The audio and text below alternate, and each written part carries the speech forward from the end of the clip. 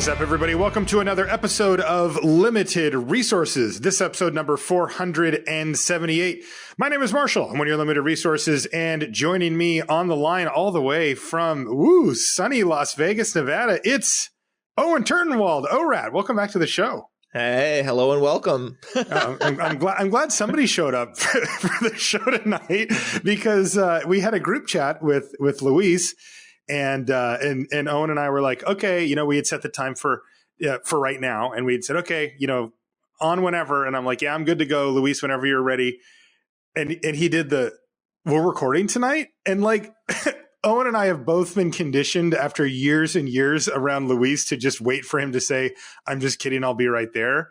And he's like, no, I'm serious. I thought we were recording tomorrow. And poor ORAD and I, shell-shocked, decided to trudge on without Luis. So he'll be back next week, but no Luis 10. How sad are you on a scale of 1 to 10? Right. He's kind of known for puns, but also just known for trolling and just saying that he had misrecorded the days as well within like his range of just a lie that he would tell because he would think it would be funny that we would believe him for a few moments. Right. Even though it's really not, because we've just sat there and waited silently for him to tell us. And then the best part of the conversation is, I put something in like waits for Luis to tell us he's joking. And then he says, no, I'm really not. Like, I'm serious, guys. I thought we were recording tomorrow. I might be able to make tonight work. And then you put something like still thinks you might be joking. I'm like, we'll wait for it. Yeah, it's a trust thing, Come on, Luis. But anyway, we've got plenty to talk about between you and I, ORAT. We've got a bunch of questions from our patrons. And we want to get your take on Ravnica Allegiance here as well. So before we do that, though, business is business. ChannelFireball.com, that's the place to go for all things magic related on the internet. If you need singles, if you need sealed product, whatever it is, they're going to have it at CFB. And if you order more than $75, at least domestically, so within the United States, your shipping is free. And that's pretty nice. It means you can kind of, say, okay, I'm going to put in this nice order where I get a box or something, and boom, they're going to ship it out to you for free. So that's another way to get savings. Also, right on the front page, awesome free content by some of the best players in the world. Please do check out Channel Fireball, and thanks to them for sponsoring the show. The show is also brought to you by you via the Patreon. That's right, patreon.com/limited resources. And I've got some cool stuff here. First things first, ORAT, I've been giving away a playmat to a patron. I don't know what you do with yours, but don't you just end up with a huge pile of playmats at some point? I have a massive closet full of playmats, and I recently had to pull one out, to use as a mouse pad. Rather than buy a new mouse pad, I use a playmat, very common. Smart, yeah. And I'll tell you the playmat that I chose to use. It was a prize that I received for getting first place in the Super Sunday Series Championship. I was there. It is a Super Sunday Series playmat, and what they had done was they had passed it around the room and had every single one of the participants sign it, and then they gave it to the winner. Cool. So I have a playmat brandished with all of my victim signatures that year. Oh, that is great. Yes, and now they live forever underneath my mouse as I glide gracefully, clicking on God knows what on the internet. Okay, that is fantastic. I'm a little jealous of that one. I've got a lot of kind of nameless, they just, GP something playmats, but nothing quite that cool. The one I did grab here, though, for our weekly playmat giveaway, I actually don't know what this is, ORAD. There's some type of red-robed figure with a huge hammer walking among what looks like dragons or maybe large bats. And at the bottom, it says Judges 2015. And the artwork is by Steve Argyle. It's actually kind of cool. I don't think this is a playmat that you can go buy. So whatever. Anyway, this one is getting put into an envelope right now, and it will be sent off to Ryan Geitman, or maybe it's Geitman. It depends on how you pronounce it, from Green Bay, the great state of Wisconsin. That's where you're from, right, ORAT? My old stomping grounds. There you go. Thank you, Ryan, for your support. I appreciate it, and I'll put that playmat in the mail for you. And I got a surprise. I didn't even mention this on the Patreon at all. I got a little surprise for our patrons. We like to give away the Crack-A-Pack rares to a patron when they kind of pile up, but I did something special. I got my hands, ORAT, on one of these Ravnica Allegiance Mythic Editions. So these are a special limited edition thing that Wizards of the Coast put out. And these are the ones, so when you buy it, you get 24 booster packs. So I figured, well, I can use those for drafting here at home. But 8 of the packs are these special packs. And They are a pack of Ravnica Allegiance, but also they come with a special Planeswalker. It's one of those full art foil ones. They're really cool looking, and you can get Dak Faden, Domri Chaosbringer, Karn Scion of Urza, Soren Markov, Tamio the Moon Sage. There's also some perhaps less desirable ones like Jaya Ballard and maybe Kaya Orzhov or Serper. But I'm going to be giving away one of these every week for the next 8 weeks because these are going to be our crack-a-packs for the show. So here's the first one. Orat, you get to choose which one it is. I've laid all 8 of these booster packs in front of me, and I want you to choose 1 through 8. I choose 3. All right, that's this one right here. By the way, the packaging on these packs is insane. It has the Planeswalker logo, and it just, they really did the full treatment on these. So let's get this thing going. So this, the Planeswalker from this is going to go out to, I've already chosen, by the way, David Blanchard from Norman, Oklahoma. David, thank you for your support, and we're going to see right now which of the Planeswalkers you're going to get. And then I'm assuming that this is just a normal Boosty P underneath this, and I'll put the rare in with the other rares, and we'll do our crack-a-pack as well for Alrighty. So open it up. All right, let's see which Planeswalker. Should I save the Planeswalker for the end, or should I do it now? I don't know. That's all up to the fans. All right, well, we'll do it at the end then. Nothing like a good sweat, right? First card out is Spear Spewer. That's the red 0/2 with Defender. You can tap it to do 1 damage to each player. Where are you at on Spear Spewer? I hate it. You hate it? I hate I like a good strong there's take. so much variance in a game of Magic that symmetrically reducing our life totals could just be tragically ineffective if I'm already behind. I figure half the time I'm behind, and that's only going to make things worse for me. So, yeah, the interesting part about that equation, too, is that Spear Spewer as an actual creature on the battlefield is so minimal. Right, as an 0/2 with Defender, it can't even attack. It can block once and then die to basically any viable creature in the format, that you're actually more likely to be behind by running a Spear Spewer. So it really doesn't help itself out. We were looking for this card early on as a great way to enable Spectacle. But as it turns out, the Spectacle payoffs aren't amazing, right? You got the Juggler. That one's great. And then after that, even the gold one, the Rafter Demon, isn't really that desirable. And it turns out that these curve outs that you dream about, where you're just Spectacle, play a thing, Spectacle, play a thing, and you kind of bury your opponent, come together actually quite rarely. In the past, the keywords have had really big payoffs, but Spectacle particularly is just only paid off by being mana efficient, almost always. I think Rafter Demon might be the only one that gets improved by Spectacle. And costs more, of course, as well. All right, so no on Spear Spewer. Next is 10th District Veteran. This is 2 and a white for a 2/3 with Vigilance. And whenever it attacks, you can untap another target creature you control. Meh. I don't play this card. Yeah, it's just boring. Fairy Duelist. This one's been okay. 1 and a blue for a 1/2 flash flyer. When it enters the battlefield, target creature gets -2/-0 until the turn. I love this card. The only thing that's hard is just when to pick it, because it's just you never quite know how good it is. I mean, sometimes you get the super sick games where you flash it in and kill a creature, and sometimes you get a bad matchup, their control, and it's a 1/2 for 2, and it's hard to balance all that in the middle of a draft, have vision for what it might do in a game, and then compare it to what else is in the pack. So I'm happy when I get these and I don't have to fight for them, and then they're super sweet in the games, but I'm struggling for where it ranks in my pick orders. Yeah, I wonder if we should be valuing it differently, at least from an arena perspective, on a best of 1 versus a best of 3 match as well. I could see boarding it out. So yeah, its value definitely changes based on the matchup you get. Yeah.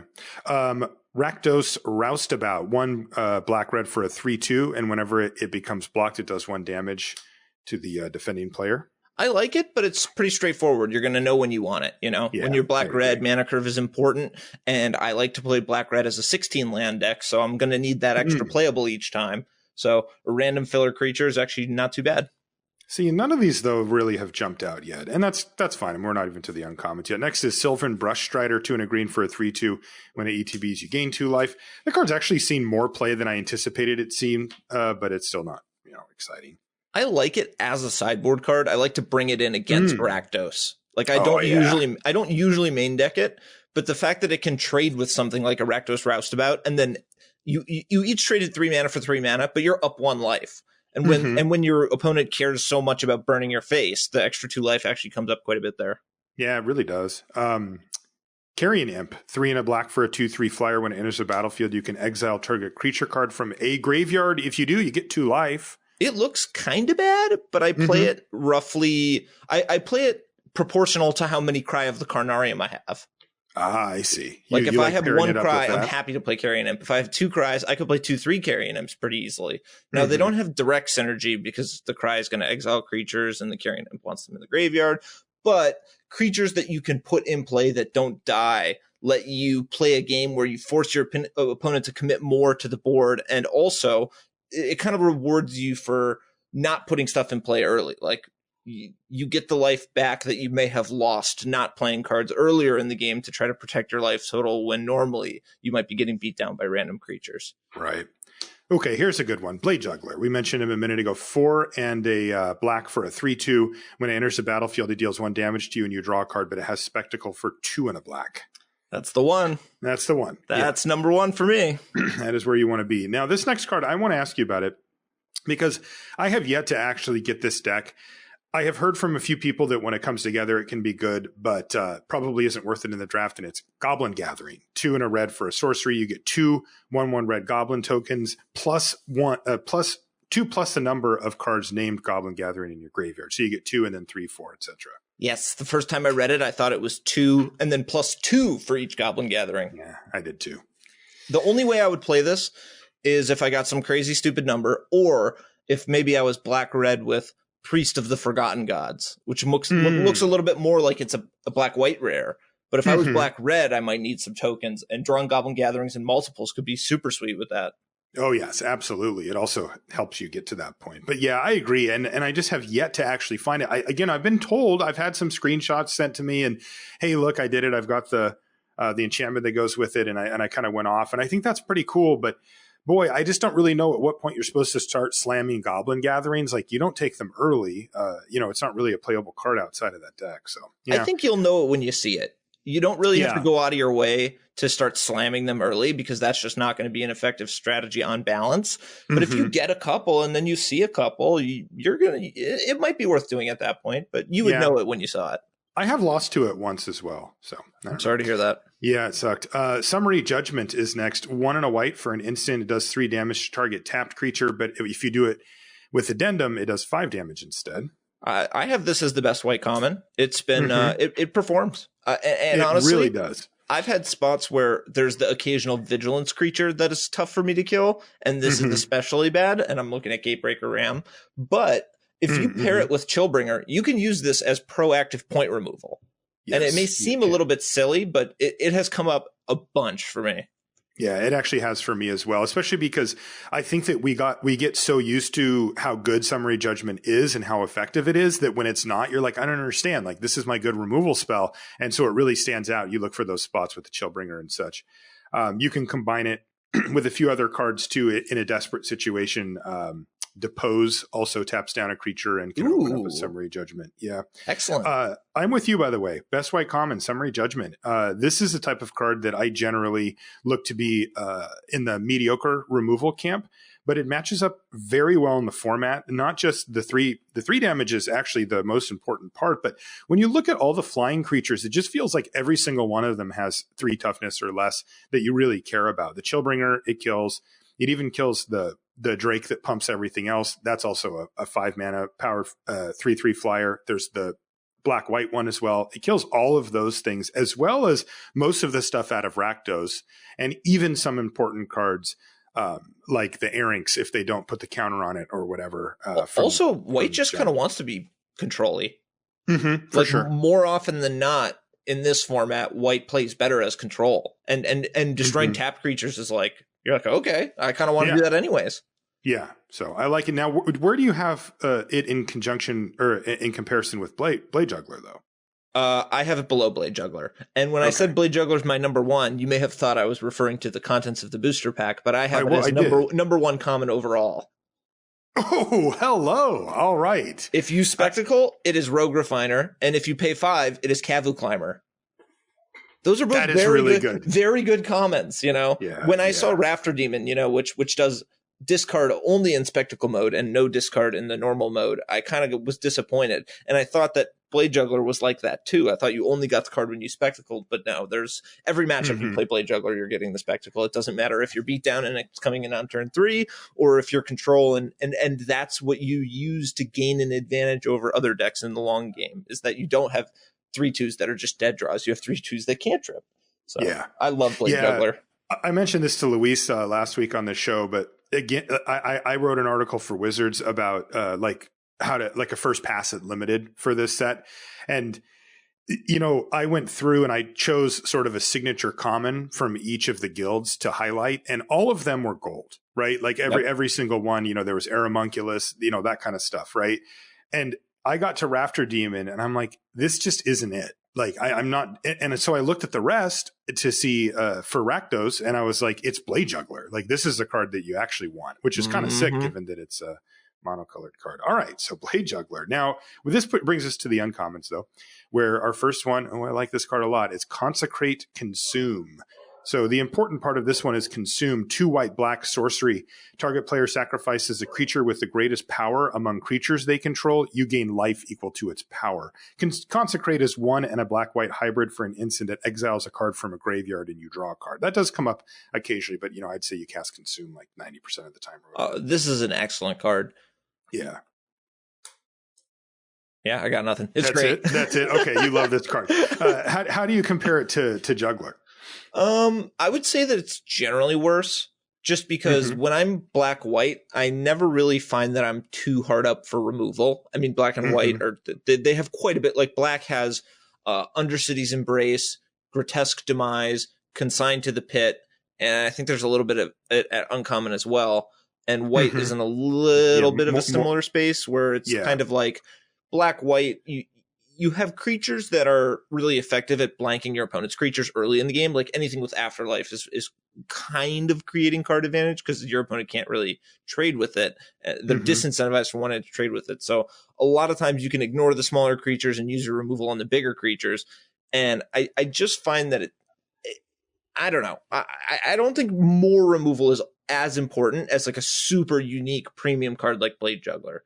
Okay. Yeah, that makes sense. I mean, you're not saying the Consume is bad. In fact, it's quite good. It's just that it's not filling a role that you absolutely need where Blade Juggler is. And I could be wrong on that one. That one's actually fairly close. Okay. By the way, you mentioned other premium, or at least other removal at black and uncommon. Clear the Stage is our next card. It's 4 and a black for an instant and uncommon. Target creature gets -3/-3 until end of turn. Then randomly, if you control a creature with power 4 or greater, you may return up to 1 target creature card from your graveyard to your hand. This card is great. Black sucks at getting 4 power though. Like I know it's a weird thing to add on to a black card. Yes, there's a couple of black cards that care about 4 power, and my experience with them is that the 4 power is really hard to get. Now, these cards are actually particularly good if you can splash them into Gruul, and Gruul can play as Jund fairly easily. So getting the 4 power is like actually really effective in those decks. And Clear the Stage is one of the cards, like splashing Undercity's Embrace is not usually worth it. You could get a matchup where you would board into that, but it's not, you wouldn't start it. But Clear the Stage is like worth starting if you have enough 4 power. As if I had 3 sources, I would splash it. Yeah, it's a very swingy card because as 4 and a black instant target creature gets -3/-3 until end of turn, it's not amazing, right? I mean, it's fine, a serviceable removal spell, but it's not even unconditional removal. But boy, when you get to get a creature back, it is a huge blowout. I mean, you'll kill almost anything and just grab, whatever died, and all of a sudden you're way ahead. Yeah, this is not like a solid premium removal spell. This is a build around. Yeah, exactly. Next, wow, another black card. This would be a nice pack for an Orzhov seal deck. Spire Mangler is the card. It's 2 and a black for a 2/1 flash flying insect. And when it enters the battlefield, target creature with flying you control gets +2/+0 until end of turn. I have mixed feelings on this one. Yeah, I'm not super high on it. I've had the good experience of like flashing it in and killing some sweet attacker that's coming at you that you like normally wouldn't really have a great answer to. And I've also had like the bad downside of the 1 toughness coming up. I can't remember exactly what is punishing for 1 toughness, but probably Ethereal Absolution. Yeah, I wonder if that happened to me. Oh, Daggercaster is totally savage. You feel like a damn fool if you invest mana into a three card and then your opponent Daggercasters your face off. And that's a card people kind of want to play anyways. Yeah, for sure. Yeah, I've been underwhelmed by Spire Mangler. It's a perfectly fine playable in my opinion, but it's not something like it's not even on par with any of these other cards. Summary Judgment, Blade Juggler, Clear the Stage, or Consume. I would take all over. If I'm Juggler. if I'm Rakdos and I want to be a 16 land beatdown deck, it's fine to play a Spire Mangler. But if I'm Orzhov and I want to be control and maybe even choose to draw, I think Spire Mangler is generally now worth putting in your deck. And I mentioned Daggercaster, but it is also true that there's a real cost to putting creatures in your deck that don't trade 1-for-1 when they play against certain types of removal, like specifically Cry of the Carnarium and Gates Ablaze. And even if we're going to mention rares, Kaya's Wrath. It's like, oh, okay, like just Daggercaster, like the rat's just afraid of like getting one card advantage on him one time. It's like, no, there's actually quite a few sweepers, and there's the Daggercaster, and there's Afterlife, which randomly like one power flying is now, like a token is now super relevant because it's trading for a card. Yes. Yeah, totally. So I've had all that come up. All right, our rare is a pretty good one. It's Simic Ascendancy. It's blue-green for an enchantment. You can pay 1 blue-green to put a +1/+1 counter on target creature you control. And then it has a lot of text that doesn't come up too often, that basically it counts how many times you've put +1/+1 counters on your creatures through any manner. And if you get it up to 20 at the beginning of your upkeep, you win the game. I have never cast this card. I know it's very strong with Shark to Crab. Yes, it is an insane combo with Shark to Crab. And kind of any one of those cards that cares about having counters put on them. Benthic Biomancer. What else is there? That might be it. Yeah, the Biomancer is actually cool too. I didn't think about that. Oh, I've done it. I have done Benthic Biomancer with the Combine Guild Mage and Simic Ascendancy. Well, wow, not Simic Ascendancy, but I have repeatedly put counters on the Biomancer, and it's very strong. Yeah, that's excellent. Yeah, I've actually played the Ascendancy multiple times now. It is very mana intensive. You kind of need to get yourself either to a position where you're ahead and can apply pressure and make blocking a nightmare for your opponent, or where the board's relatively stalled and you can just take a turn to like pay 6 mana to put 2 counters on a couple of creatures, then untap, and now you definitely are in charge of the board once again. I have seen somebody win with the alternate win condition as well, though my guess is that if one player has put 20 +1/+1 counters on their creatures in really any capacity, they probably could just win on you would think so. Yeah. It is slow though. It really is. Do you first pick it? I don't think I would out of this pack. Yeah. I like 2 weeks ago, like when the set was new, I would have. And because I think I overrated it a little bit, but I'm down on it a little bit from there. Also, it has some issues. It's a gold card. It has a gold activated ability. So, honestly, you really do want to try to get to the point where you can activate it twice at some point. So you don't splash this card. Less good. Yeah. So these are all like hits on it. And it is not the type, like, what it's not is Hadana's Climb. No, not even close. Right. Like when you compare those two cards, you go, oh, okay, now I can see how sick Hadana's Climb really was, not costing any mana for a similar effect. So, so I would not take Simic Ascendancy out of this pack. I don't think it's a comparable to some of the, like, to Clear the Stage, Blade Juggler, or even Consume.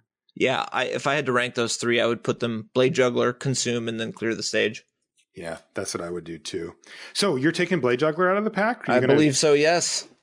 Oof, I like it. For me, it's either Consume or Blade Juggler. I think that current me would probably take Blade Juggler, but after hearing your description of it, I might take. I thought I was already high on Blade Juggler, but maybe I wasn't high enough. The second you hear Kavu Climber, you're like, okay, I'm in. I know. You're like, wait a minute. With that. 5 mana for a 3/2 draw card is good. Yeah, hold on a second. And 3 mana for a 3/2 draw card is almost ban worthy. It's so good. It really, and honestly, like just from a feels bad man perspective, when you play against a card like Blade Juggler, when they curve into it, it does feel awful. You're like, wow, I have such a good hand and I'm so far behind now. They're like full of gas. They've got all these attackers. Oh, and by the way, we did get a Gruul Guildgate, which I didn't mention. And a Gruuly. Our Planeswalker. Oh, it was a certainty that there would be a Planeswalker in this pack?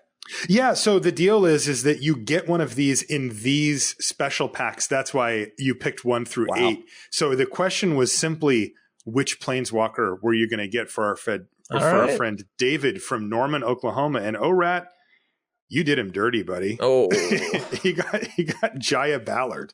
Well, maybe Jaya Ballard will pick up. It's still in standard, so all right.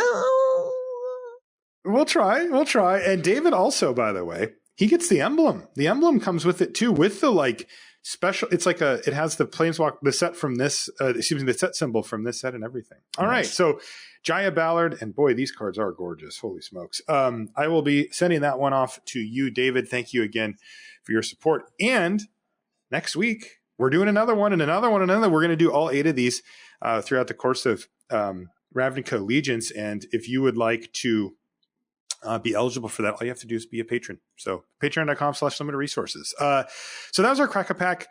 Rat, first things first, I've got a bunch of questions for you from our patrons, as I mentioned before. But I want to get your take on Ravnica Allegiance, because I have been playing the ever-loving heck out of this set. Same. And I know you have. So I want to compare notes. I want to hear where you're at on all these things. What have you been drafting? What's been working for you? Well, 100% of my prep, with the exception of a couple of, I might have done 3-4 drafts on Magic Online, has been on Arena. And almost all of it has been streamed as well. So, so I can just go back and watch literally 35 hours of you drafting if I'd like? Not only can you do that, but people have been doing that. Like my stream VODs, I think, may even be outperforming me when I'm live, because I don't do that many days out of the week. Like I've had like crazy traffic on my VODs. So I at least if I have a stage now, I'd like to say thank you to the fans for their great interest in my streams. Well, I'm one of them. I watch your stream whenever I can get a chance. Thank you. You were one of my favorite streamers when you had your stream run a year or two ago, and I'm super stoked that you're back at it again, because Owen, you really do, man. You got it. You got this rare combination of play skill plus drama, and you actually show people your sense of humor. This is like, because people see you play Magic and they think, wow, that guy's serious, and I'm like, yes, you don't know Owen.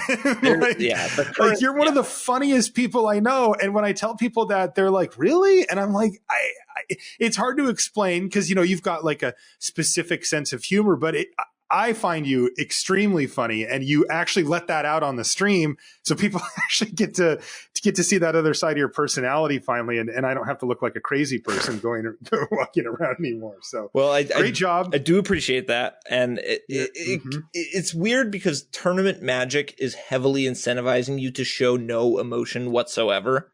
It's like literally a mistake to be showing emotion in a tournament setting, So I've very much conditioned myself to eliminate all, like, and even oftentimes it can be like construed as rude if you're like laughing or smiling when you have like a big win, because you're sitting across from someone who just had a big loss.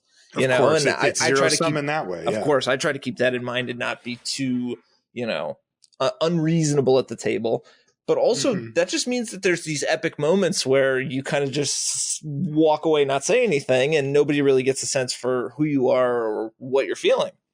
So my stream... And when you're sitting at home in your living room, you let it fly, buddy. Yeah, I go like, oh, I just top deck. Oh, my God. Like, yeah. We get a chance to see that, you are feeling these things. It's just when you're in, Pro Tour mode or Mythic Championship mode as it is now, you're all business. But so where are you at on the format? What have you been drafting? What have you been liking? Okay, so my first instinct was that Rakdos was the best. Okay. And I later realized that experience was because I played the Ravnica Allegiance early access streamer showdown, and I played sealed all day. And I had a couple of sealed decks in a row with Rakdos Firewheeler, which is black, red for 4/3 human rogue. When Rakdos Firewheeler enters the battlefield, it deals 2 damage to target opponent and 2 damage to up to 1 target creature or planeswalker. This card is ridiculous.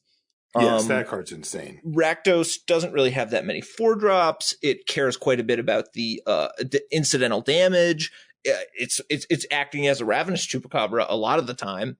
Yep. Killing creatures, dealing damage, being a massive creature itself. And I had it with Dead Revels a bunch of times where I would do it multiple times in a game. Sometimes I'm playing 3 Rakdos Firewheelers in a game. It's like, okay, most people can't beat 1. But then when I keep doing it over and over and over, maybe I pick up Rakdos Firewheeler and Blade Juggler if I feel like it. Sure. It's good to be Owen, I guess. Yeah. I had a couple of decks with Theater of Horrors. My point is that Rakdos plays really well as beatdown if you get the signpost cards. Mm-hmm. And I kind of just had a positive experience the first couple times I played it.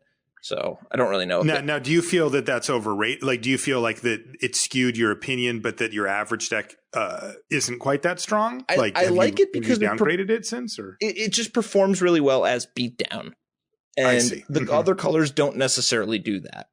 You know, like Azorius, it doesn't do beatdown. It can be like a flyers based deck where like, oh, you get the +1/+0 for flying and +0/+1 for flying, and maybe if you draw them all together and your opponent has a slow hand, you can win. But you don't really play best with that. You have counter spells, you have a fair bit of creature kill, and you kind of want to just play longer games. But because of the nature of Ravnica Allegiance and Ravnica in general, there's more splashing. There's more lands that enter the battlefield tapped. And if you can be the aggressive player, you can really capitalize on that. I see. Okay. Yeah. I think that my initial or my current take, I should say, is basically trying to have some sense of inevitability for the late game, but really trying to lock down the early to mid. I've been playing some combination of Esper colors, so black, white, and blue. Yep. Very commonly these days. Sometimes it's just two of the colors, but oftentimes it's a splash. And I think the reason that I honed in on this color trio is because it has all the tools that you need to do basically anything in the game, right? Like you will almost never fall short on straight up removal. You mentioned all the black removal. If we add in some of the white removal and then the gold colored removal spells, specifically Final Payment and what's the enchantment? What is the Law Mage's Binding? Thank you. Law Mage's Binding, into the mix. There's just no suite of threats that you can't defeat on some level. And that gives you the ability to kind of be flexible. And then as you mentioned earlier, specifically in Orzhov, the early creature cards there do a great job of getting you to that mid game. Then the only question is, well, how are you going to finish things up? How do you end up winning the game? And, there's a bunch of different ways you can do that. You can run a few gates in a Colossus. You can just have flyers. That often ends up being the case that, like, your last 2 3/3 flyers, whether they're Chillbringers or the one that drains for 2, just kind of clean up in the air after you've stabilized the ground and killed their relevant threats. And I've just found that play pattern pretty repeatable. I almost always feel like if I start things off in an Orzhov or in a Azorius direction, that I'm going to be able to put these pieces of the puzzle together and make a functioning deck every time. I really like Prying Eyes in that kind of deck. It has been really? It has been great for me.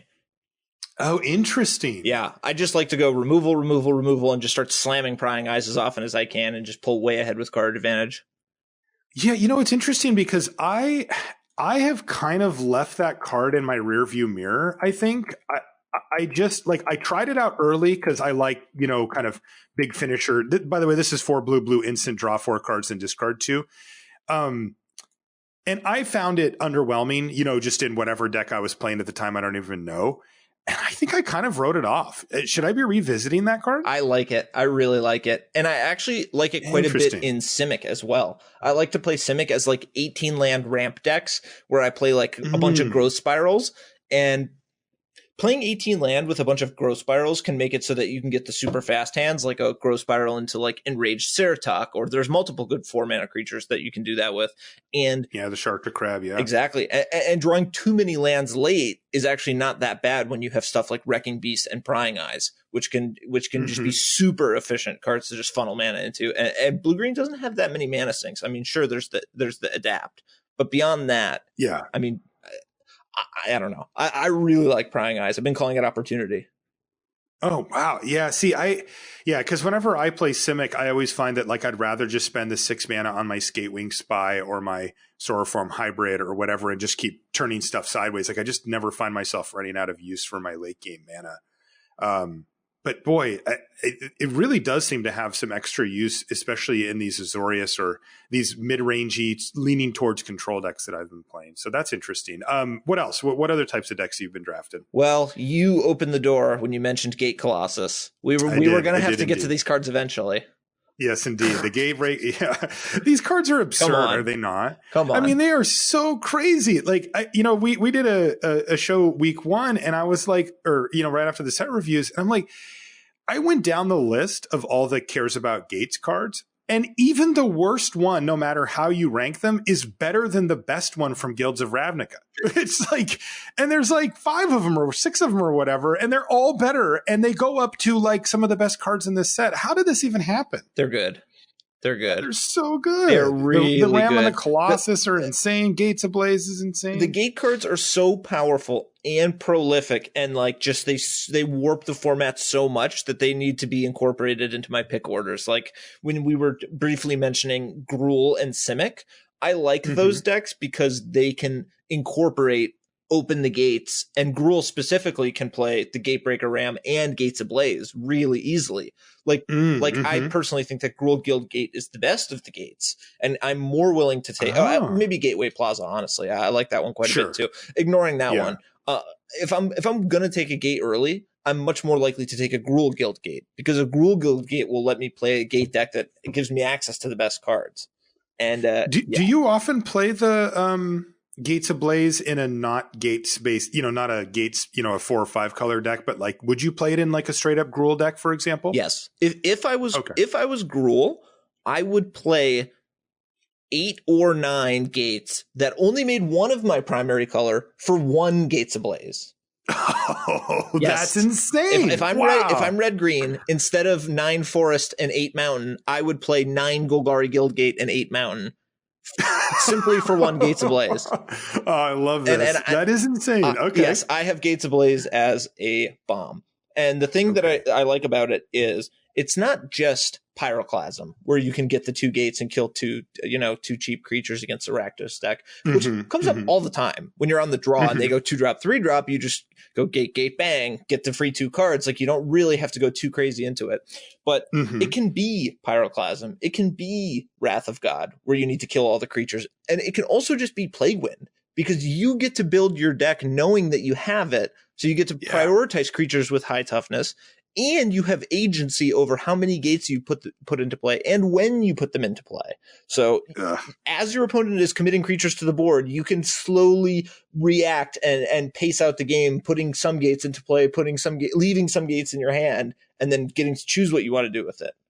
Yeah, it's so crazy. It's phenomenal. Even the Angel's great. The Gateway Sneak is the one I have as last place, and it's still really good. They're all just excellent. Yeah, when I first read Gateway Sneak, in fact, on the set review, I misinterpreted it, and I thought that you only would draw the card had you played a gate that turn. I thought that too. Yeah, and then it was pointed out to me, like, isn't Scroll Thief just okay anyway? And I'm like, well, Scroll Thief is, yeah. And then I'm like, whoa, this is Scroll Thief, like, with upside, because like I had a deck yesterday that played it with only a couple of gates in the deck, but I had a lot of Arrester's Admonitions, and I could just use those. I had Pump Spells and Arrester's Admonition and just play that game. Code of Constraint as well. Yeah. Which is just like, you have Scroll Thief, here, have a Crippling Chill. Yes, exactly. And you go, but that's all I wanted. All I wanted was to draw cards and remove blockers. One at a time, baby. And that's exactly how I did that. Yeah, wow. So yeah, the Gates deck, and what's your take on the Gates deck itself? Not just the Gates cards, but drafting the full 5 colors. It's ridiculous. It's completely ridiculous. It's really good, right? I mean, the Ram and Gates Ablaze have such powerful synergy together, because Gates Ablaze can't kill the Ram, no matter how many gates you have. It is incapable of killing the Ram. So when you draw them together, you always kill all your opponent's creatures and have the biggest creature left in play. Yeah, it's so disgusting. And it also rarely kills the Colossus as well, although it can. The Colossus is probably the one that annoys me the most, because it's I don't want to say anything bad about the designers, but look at this card. It is massive. It cannot be blocked. It cannot be killed. And sometimes it is literally free. Yes. I have had it cost 0. I have a screenshot right now that says 0 for that card. Yeah. When's the last time you put an 8/8 unblockable into play for free that your opponent couldn't kill? Right. And the answer is today. I played Gate Colossus today. Right, exactly. Yeah, I actually have similar feelings. My guess is that they did not anticipate that people would be able to or would go into the Gates deck so freely. Yeah. But the thing that's interesting about it is that, and I actually realized this. So I got to do the pre-release up at Loading Ready Run. So this is the week before the pre-release. And I had a Gate Colossus in my Azorius deck. I chose Azorius for my guild.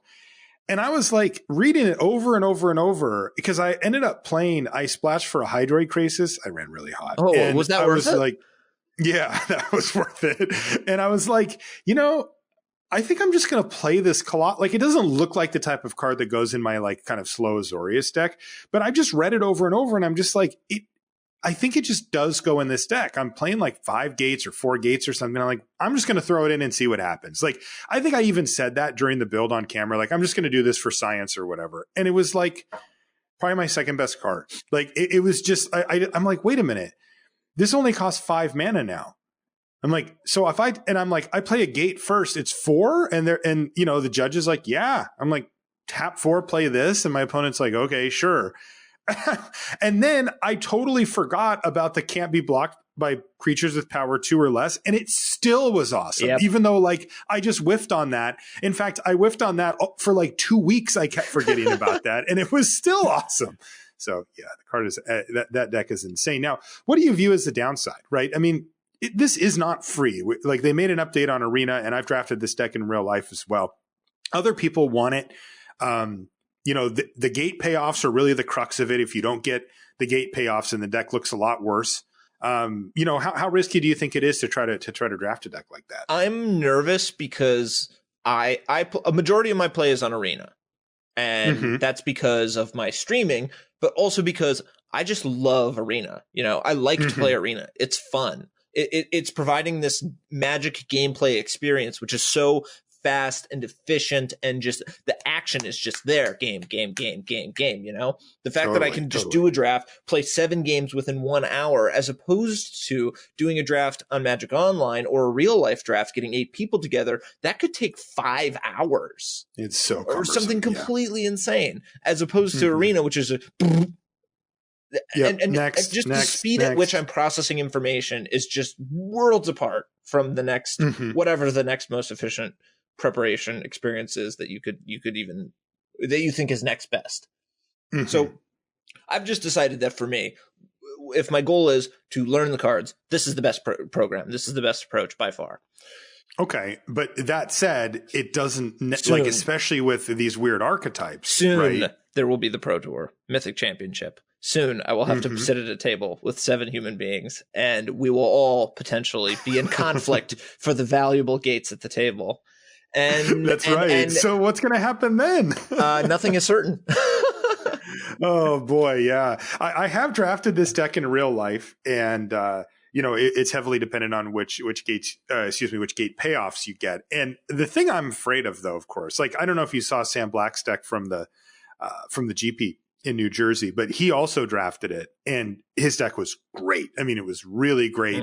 He had like 9 gates, which by Arena standards is on the low end, but in real life that's totally fine. Yep.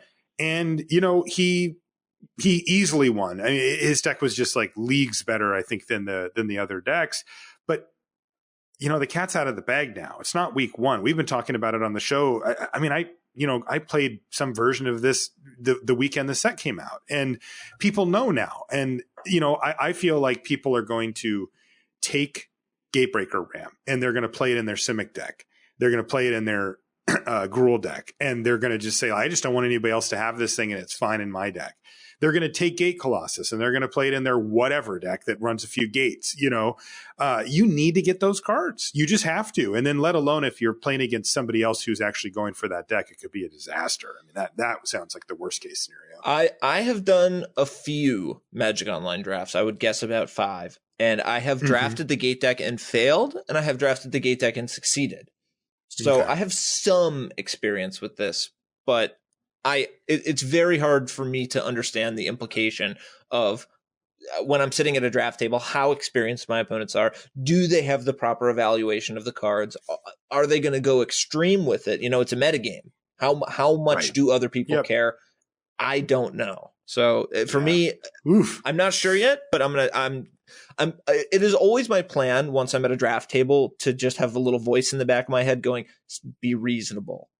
Don't go too crazy. Like, there's no need to draft like some kind of ridiculous deck. You don't have to be you don't have to have flashy wins. I was telling a story on my stream the other day about a movie I watched recently about AI program that they made to be good at the game Go. It was called AlphaGo.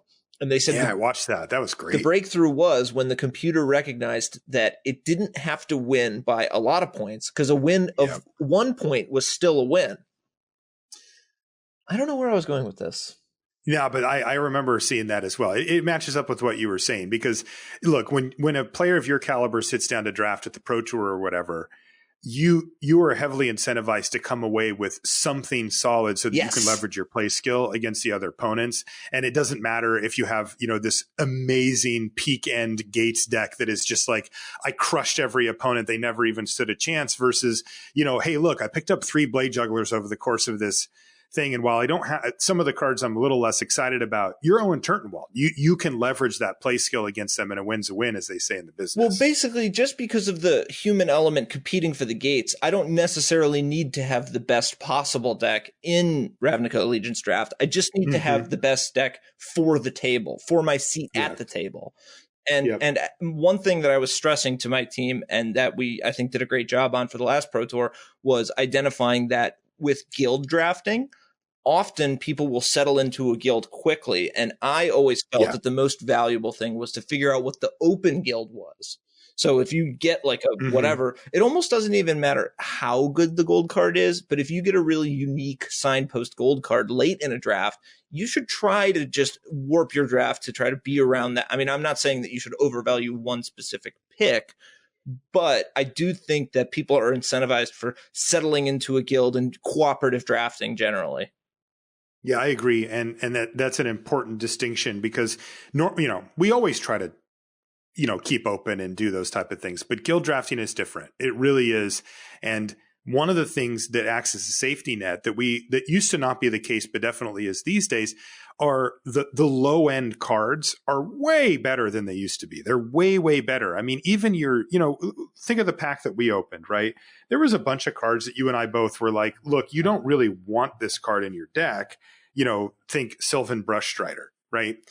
Look, if you waste a few picks trying to go Orzhov early, only to recognize that actually Gruul is very open, and you move in, let's say halfway through pack 1, and you're like, okay, I've waited around long enough. I've picked up the signals. I believe that Gruul's open, and I'm going to play Gruul. And at the end of the day, you end up having to play a Sylvan Brush Strider or two. That's fine. I agree. Right? Like, that is not a disaster, where even though if you're given the choice, those would not be in your main deck necessarily, right? Where in draft environments of yore, the Sylvan Brush Striders were unplayable. Like, text on it that you're going, who is this even? Like, this isn't printed for limited. Drawbacks. Right? It's some enchantment. Yeah, it has drawbacks. It's just like these terrible cards. And that just isn't the case anymore. So you have this safety net where you can actually punt away a few picks to try to get into the open seat and still have a playable deck, even if it's, you have to give up a little to do so. But I'll tell you what, 2.5 packs of Gruul being open, or at least 1.5 packs, 3 in the rest of that pack, and having to play a few Brush Striders is a cost I'm willing to pay for sure. I think that's true of all the guilds. And I also would like to add that I think that Gates, as a general draft strategy, it fits into those guilds. Like, I really think it should be like, Gates is the best deck, and then the next best deck is Rakdos, and then Gruul, and then Simic, and then Orzhov, and then, Zorius. I very much put 2-color decks as the guilds that are, reasonable. And then I put Gates within that. Like, I try to rank Gates among them. Yes, that makes perfect sense. Because once you can identify that the Gates strategy is open, it is the most powerful. I agree. By quite a bit. Okay, let's get to these questions, Orat. We've got a whole bunch of questions from our listeners for you, and let's get into them right now. First one comes from Thomas Bang, who says, hey, Owen, as a professional Magic player who spends his time playing a ton of competitive Magic, when, if ever, do you have any time to enjoy the more casual side of the game? Do you play Commander or any form of kitchen table with a certain friend group? Ooh, I love wacky drafts. I like if I go to a Wacky GP and I like end up with a bunch of prize wall ticks, somehow I go straight to the wall and I go, give me the largest number of old unique packs that you can give me. And if I've got 8 people in my house and we have basic lands, I'm recommending a wacky draft. It's like I would love to do a wacky draft versus any other type of board game. And actually, I think chaos drafts are coming to Magic Online in like a week. So are you going to jump back in? I'm going to play at least one. I know that it's tough because you got work to do. But it's too good. I'm going to play at least one. All right. So wacky draft, otherwise known as chaos draft, is Owen's recommendation. Love it. This next one comes from Atipong. Ooh, this is a good one. Pathanson Saithapong. Whoa, that's tough. Hi, Marshall and Owen. I have a question. How can I draft control better? I'm fine playing anything, even super control decks like Dimir. So in Sealed, I play whatever the pool presents and achieve satisfactory results. I like how you put that. However, when it comes to drafting, I can only wrap my head around drafting aggro and fail miserably pretty much every time I try to draft control. I often find myself getting run over by aggro decks and losing the long game against other control decks. Maybe I'm not prioritizing correctly during draft, but I'm not sure. Any suggestions? I think my suggestion would be that control, more than any other type of strategy, you're going to have to draft with like a clear, focused plan in mind. You're going to have an idea in your head of how every game is going to play out. And more importantly, how games are going to play out when you win. You know, playing to your deck's strengths and generally like having board states that lead towards more favorable spots for you is really important. Like making sure your deck top decks well. Something like trying to not like, don't put Quench in your deck if you're going to play like a control deck that you know is going to last 100 turns, because you're creating bad top decks and you're creating game types that are going to lead to top deck wars. So yes, that's totally. There's a lot of things like that. Like, don't put negative synergies in your deck. Like if I have Slimebind and Undercity's Embrace, like I just don't play those 2 cards together ever. You know, even if I have like a perfect Esper deck, I kind of want a little bit of cheap removal. So I want the Slimebind and I can't deal with certain, maybe I've got a bunch of 4 power and I like the Undercity's Embrace.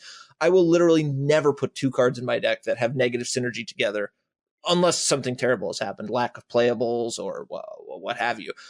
If I've got dis-synergy like that, I just don't touch it, because I know that the game's going to last long enough to give me exposure to more of my cards, and the interaction between 2 specific cards is more likely to come up and more likely to be important, because I'm going to need all the cards that I have to win a long game. Absolutely. Like that. And you do need every single one. That's another thing for Atipong here to consider. 2 things that I would keep in mind when you're drafting your deck. First one, defensive speed. You know, a lot of people think that control decks means playing expensive cards, but it actually doesn't. You still have to be very mindful about the early part of the game. So when you build your control deck, make sure you have 2-mana spells that affect the board in a meaningful way. You mentioned Slimebind. That's one that I particularly like in the format for getting the job done, because it's even good later. It still can shrink down something quite big. Cards like the Imperious Oligarch, right? Excellent. The 2/1. Yeah. Like these are types of cards that you need to have in your control deck, even though they don't necessarily look like a control card, like a 2/1. Like, what am I playing that for? This thing blocks, and that's really, really important. And then the other side of that coin, and you have to fill in the middle yourself, but the other side of that coin is inevitability. You want some way for your deck to win once you achieve that goal. And it's interesting because most of the defensive speed cards don't fill that later role. And the temptation is for people to play a card that they think will win them the game on its own. That isn't necessarily what needs to happen there. You want every single card in your deck to work towards the goal of getting to that late game. And the best example that I can come up with was a kind of a rant I had on my stream during Guilds of Ravnica, which was I was drafting the 5-color deck there. And I had a pick where I could have taken the Glaive of the Guild Pact, which was that equipment that made your creature bigger, plus X plus 0, where X is the number of gates you control, and I got like vigilance or whatever.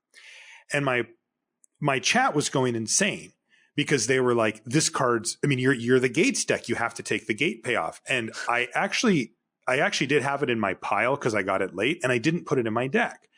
And they were yelling at me like, you have to play this card. And I'm like, I really don't have to play this card. Like, this is, I've got 2 different CCDD creatures that just kind of win. And like, I was never going to lose the game if I hit my mana and got to the late part. The only way I could lose is by putting a card like that in my deck that just did stone nothing, right? It just, you play it, it just sits there. It doesn't do anything. And then when you finally wrestle control, you can win. Now, as a little editor's note here, I actually did end up liking that card in the black green gates kind of version where you had the rats and the cats and stuff. And that was pointed out to me later. And I did play it in that deck and I actually did like it, but not in the deck that I was drafting in. So make sure you keep in mind that things like that cost you dearly. You can put precious few cards in your deck that don't actively lead you to lengthening the game. And that includes card draw. You have to be very selective with those type of cards. Honestly, I think that putting good expensive cards in your deck is almost equally important as not putting cards that are bad in your deck that would be drawn late. Like Imperious Oligarch is an excellent reference point because it's going to trade for a card and produce advantage. But if you were somehow like a red-black control deck, a Feral Maka would be a bad draw late, as opposed to an Imperious Oligarch, which is just quite a bit better. And I just think that those two things, combined with the fact that if I want to play control, my objective is to just make all your cards look terrible. And I'm going to make you feel foolish that you even sat down at the table with those cards. That is the goal. That is the goal, where you're just going, I have no attacks. Yeah, I'm going to say go. I'm going to say go. I'm going to wait for you to do something that's even close to relevant, and then I'm going to play a sweeper and kill all of them. Or I'm going to ignore some of your cards. Maybe I'll play a Humungulus, and you'll have 3 2/3s out, or 3 3/2s out, and you can't do anything because I'm creating virtual card advantage in that way. Yep. Totally. Yeah, that's how I like to play control. Me too. And piecing these things can be tricky at Tipong. So good luck with that. Janusz says, hi, Marshall and Owen. Question for both. Favorite holiday destination. This is the European way to say favorite vacation destination for us. I don't take vacations. You don't. You really don't, dude. There's magic to be played. I have never been on vacation. Yeah, I don't think I've ever seen you on vacation. And I would love to relax someday. Maybe if there aren't tournaments to be played. Yeah, it's funny. I actually rarely take vacation now either. I think this is something that both Owen and I, we travel so much, especially before all these big changes with the MPL and stuff. You and I would see you all the time. I mean, I see you more than I see my mom, and you're never here, right? Yeah. Like, it's always in some other city and, at a dinner or at a tournament or whatever. And, the prospect of having a weekend off and then jumping on some airplane to go take off is really not appealing. When I was first starting out as a pro, my first Grand Prix I won, first place was $3,500. And now I'm qualified for a $1 million Mythic Invitational at PAX East. First place is $250,000. I am a simple man who was born and raised in Milwaukee, Wisconsin. I do not have a college education. So taking time off to relax when there's this kind of money at stake, I simply cannot afford a vacation at this point. Yeah, fair enough. And places I like to go, I like going to Hawaii. I like warm places. I like most places in Europe I enjoy as well. Japan a couple of years ago was probably one of my favorite trips. So Janusz, hopefully that answers your question. Nicholas, hey Owen, question. In the past, you've referenced how much you like sealed. What's an actionable piece of advice you have for getting better at sealed? Boy, Nicholas just gets right to the point. I like it. Ooh, I have a good one. And this came to mind when I was watching old game tape from the PGO at a team GP. I was watching a match that we had played at Grand Prix Portland when we won as a team. It was a core set sealed. And we build Reed Duke's deck. It is mono black, and he splashes a couple of mountains for Nightfire Giant. I remember that one. Yeah. It was a 4/3 for 5, and if you had a mountain, it got +1/+1, and you could pay 4, including a red mana, to do 2 damage to a creature player. Excellent card. Now his deck is great. He kicks ass all day until he gets paired against a blue-white deck, wins game 1, and he boards out half of his swamps for forests. And because we didn't play green in our pool, we put all the green cards in Reed's sideboard, and he boards in plummets in multiple and netcaster spiders in multiple. And the reason that I liked this is because it's very easy for, especially in team sealed or any kind of sealed really, where if you've got a good deck and you get good hands and you're up a game, and it's just so easy to rest on your laurels or just decide that there's no need to try to like mix up with what I'm doing. It takes a whole nother type of player to recognize their position and go, yeah, that was good, but I think I can do a little bit better, and nice. really lean on them and really tailor make your deck for the situation and really come equipped with what you need to win. Mm-hmm. That's great. So I love that. It's not getting lazy, not getting, stagnating, and identify. And by the way, switching colors in sealed is very reasonable, if not good. When I play team sealed, it's not uncommon for me to sideboard about 8 cards or more. Woo. I do heavy surgery. I'll change my deck. I might add combat tricks if I don't think you have instance. I'm going to take out a land if I'm going second. I'm going to board in there's crazy stuff I can do. Mm-hmm. And especially in team sealed, sometimes I'll get an 80 card sideboard. Sure. But I might use it. Yeah, there you go. And you're always scrapping and looking for those little edges. And even if you win the game, you're not just like, well, it won, I guess I'll just run it back. You're like, how can I further press this? So yeah, I like that. Don't let up at all, Nicholas. Lean on them. That's how I like to think about it. Drew says, I've been drafting Ravnica Allegiance about 4 drafts so far, and I've been having trouble with wins due to bad luck with mana. For the casual drafter who can't smooth over that bad luck with a larger sample size, how can I assess whether I drafted a good deck if I can only do a few drafts and consistently go 0-3 or 1-2 with them due to a bad draw? Interesting. Well, yeah, this is a tough one for Drew. I think one of the ways that I would engage with this, again, this is regarding I want to assess my deck and how good it is to compare, right? If you go to the LRcast subreddit, for example, the Discord, Twitter, right?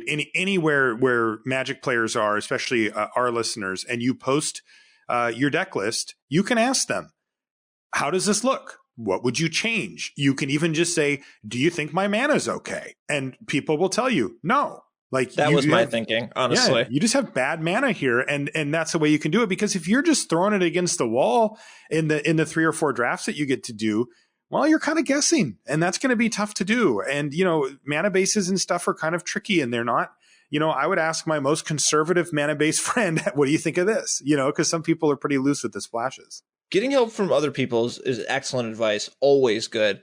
And I almost don't want to say it because I feel like it's kind of out of left field. But when I heard the question, I wanted to go, well, green plays 18. I play 18 lands in my green decks. That's it. And I don't want to say that this person is playing insufficient land. That's what's causing them to have land trouble. Mm-hmm. But I have found that certain green decks, they are more consistent when you just play more land. I mean, Sauroform Hybrid is like this amazing mana sink. And if you play it on turn 2, you want every single land all the way up to 6. And you want your 6th land to come into play untapped. Yeah. And blue-green and red-green both are somewhat color intensive. They want to be beat down. They want to curve out. And it's like finding ways to play to your deck's strengths while also having consistent mana is not always easy. No. But keep it up, Drew, and throw some of those screenshots up, or ask other people for the screenshots, and you'll get there. It is tricky when you're on your own, though.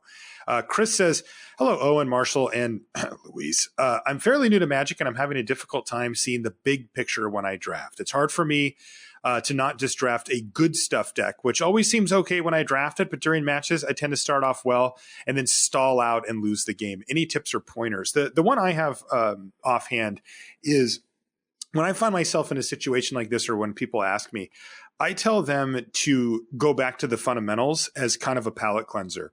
So, what we recommend on the show is to take, in most formats, you can get away with this. And for example, this one, there's a few decks that reward this quite handsomely, which is the CABS format, the cards that affect the board state. Hold yourself to a standard. Look at every card in your deck and say, I'm only playing cards that are creatures, removal, or some combat tricks, things that affect the board now.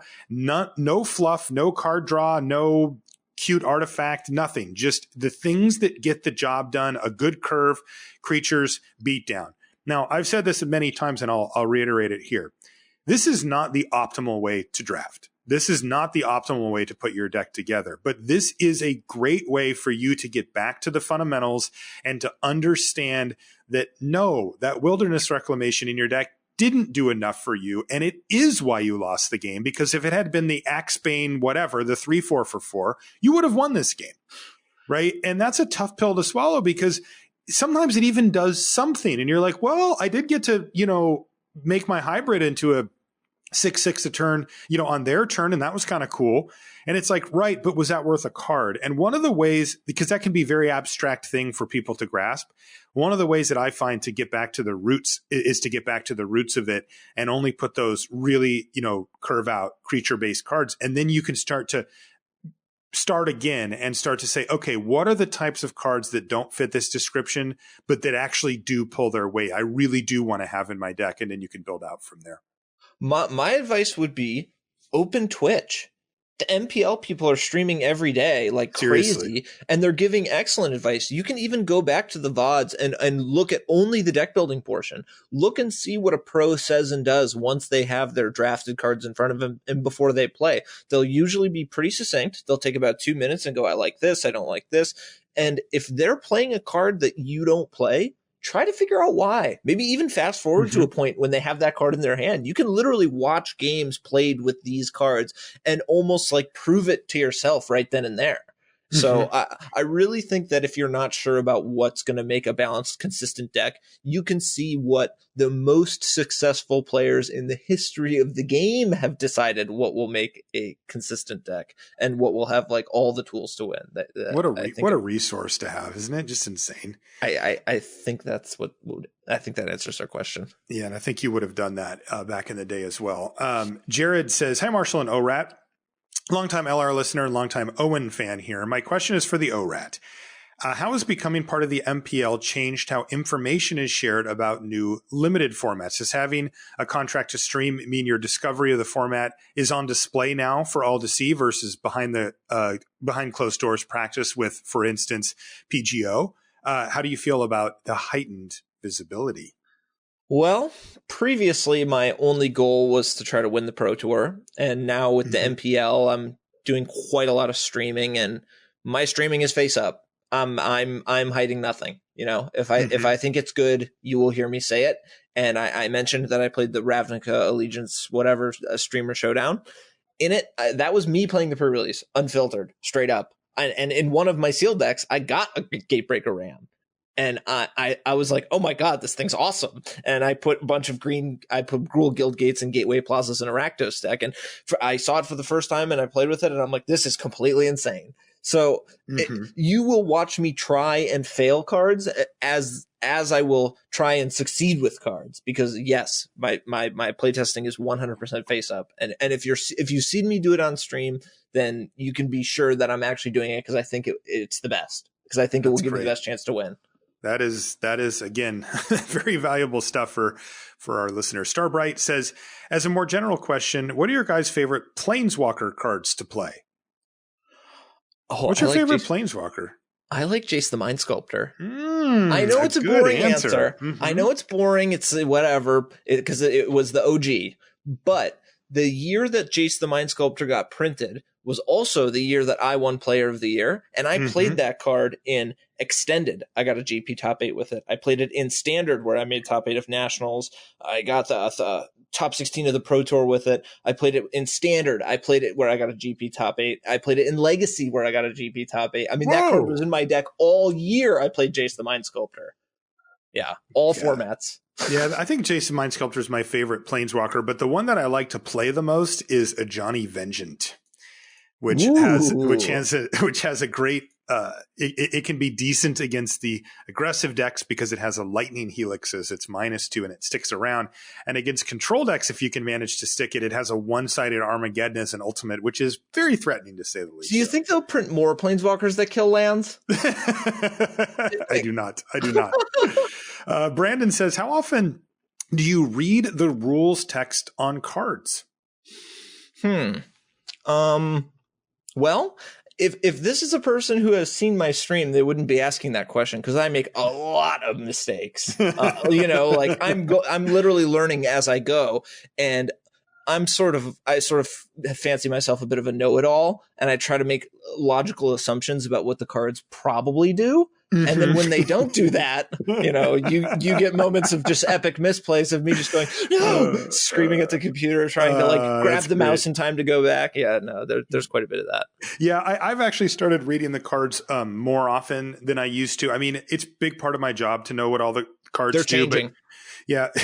But I've just missed it too many times to not just double check. It only takes half a second, especially if you're playing online. It's just so easy. Well, a lot of times they're changing for the better. Like one of the recent rules changes makes it so that if a card can hit a planeswalker, player, or opponent, it has to say so, and they all operate very differently. That's true. Carnival Carnage is 1 mana to do 1 damage to target creature and that creature's controller, but Carnage is 3 damage to target opponent, as opposed to each opponent or each player or target player or blah, blah, blah. So two different templating of how damage can affect the opponent on one single card was enough for me to recognize that I might need to read all the cards. Might need to read them. AJ says, hey, Owen, congratulations on the MPL. That's, of course, the Magic Pro League that Owen is part of. I was hoping to get your perspective on MPL as it relates to having a pro salary for the first time. It's been well known that even Platinum pros couldn't always rely on tournament results for their income. For every Luis makes 3 top 8s in a row, there's a Luis didn't make day 2 3 times in a row.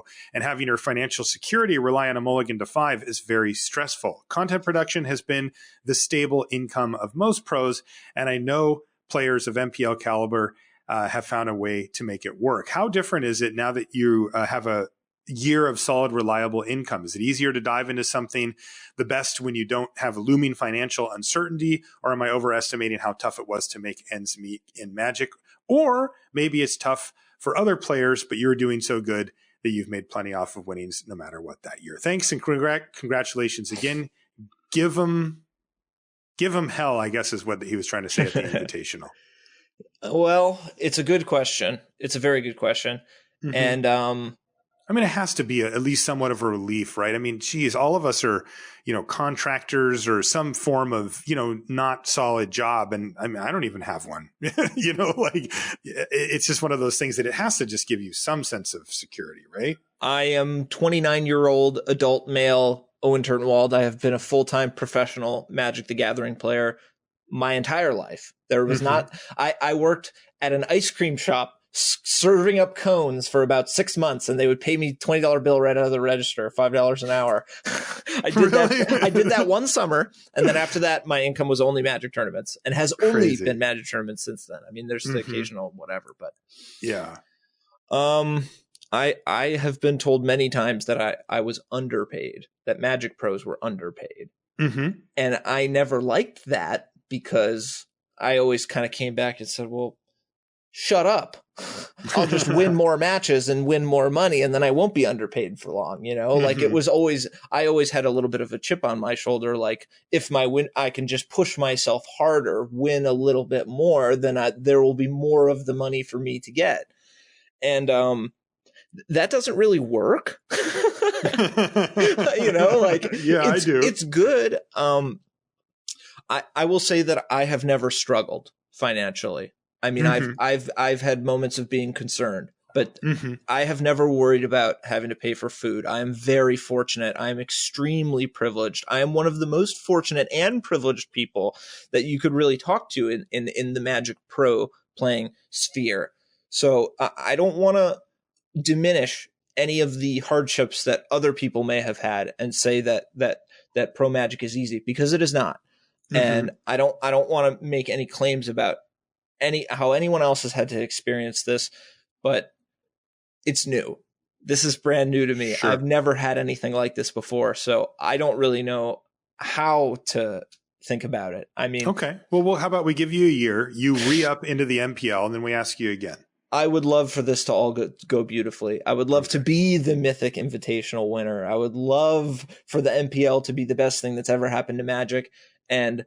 But I'm taking it on a leap of faith, just like everyone else is. These announcements got made without my knowing, without my input. So there has been crazy mixed reactions to some of these announcements, and man, I am just a dude who loves Magic the Gathering. I just want to play whatever you call the tournaments, wherever you put them. I don't care what the rules are. If there's a high stakes Magic tournament, I would love to sit at that table, you know? So that is you, man. That is how you've rolled. I am considering myself just so lucky to be here. Magic has never been as epic and awesome as it is now. And I'm just like, buckle up. Let's go. That's awesome. Pablo says, hey, Owen, congratulations on the MPL and welcome to the show. My question for you is, what is the most efficient / best card in Ravnica Allegiance? Number 1. I was saying Ethereal Absolution. Mm-hmm. I'm a big Hydroid Krasis fan as well. You can't go wrong with Hydroid Krasis. It's absolutely dominating standard. I think what's the ooze called? Oh, Biogenic Ooze is completely ridiculous, that's on my list, too. Yeah, those are the 3 cards that jump to mind for me. You have to pick one, though. Pablo wants to know. I pick Skargran Hellkite. That card is completely absurd. It is a 5/5 flying with repeatable creature kill and direct damage. Burn. Flying. And it can also just have haste and kill your opponent in that situation, too. It's ridiculous. So. Yeah, repeatable creature kill and burn. I'm in on that. All right, Skargran Hellkite. Pablo has an additional question. My question for the host is, who does the LR theme song? Love the show. Pablo, I had that song commissioned. I actually worked with a guy named Bradley to do that song, where we kind of went back and forth, and I paid him to make it. So that's an original. Alex says, hey, Owen, do you think being part of the MPL will alter the amount of fun you have playing Magic? I know you've been a highly successful pro for a long time. Regardless, I wonder if this shift in paradigm to Magic being a legitimately salaried full-time job will change the amount of fun you have for playing. Thanks for being on the show this week. I always enjoy when you guest. Well, I appreciate all the kind words everyone's been saying. It's really awesome. Seriously, thank you for that. Yeah, I'm already having more fun with it because playing Magic on stream is just me playtesting. And if I'm in a playtesting environment, I'm going to have some fun with it. You know, like I didn't pick Magic as my career because it's not fun. Magic is a great game. It's just in a competitive environment. Right. It's, optimal strategy is don't have fun, focus. And try to win. And I've always been about winning. So now you're getting both. The funny part of it, too, is that I've been in the testing room with you. I got a chance to sit in with you guys for the guilds for that thing before the it was sick. The team championship. Yeah, and it was awesome. One of my favorite experiences in my job as a commentator. But the funny part is that you say a lot of the same things. It's just your teammates are used to you. So they're just like, yeah, whatever. Owen's just spouting off about something. But now you have your audience. Like they get to see you do that same thing, but they get to see, they get to laugh along with you and stuff where, Huey might be like, yeah, I don't know. Owen's going off about something. But when you do it on stream, it's different. James says, hi, Owen. Marshall and Luis often talk about how win rate isn't a great measure of skill in high variance games like Magic.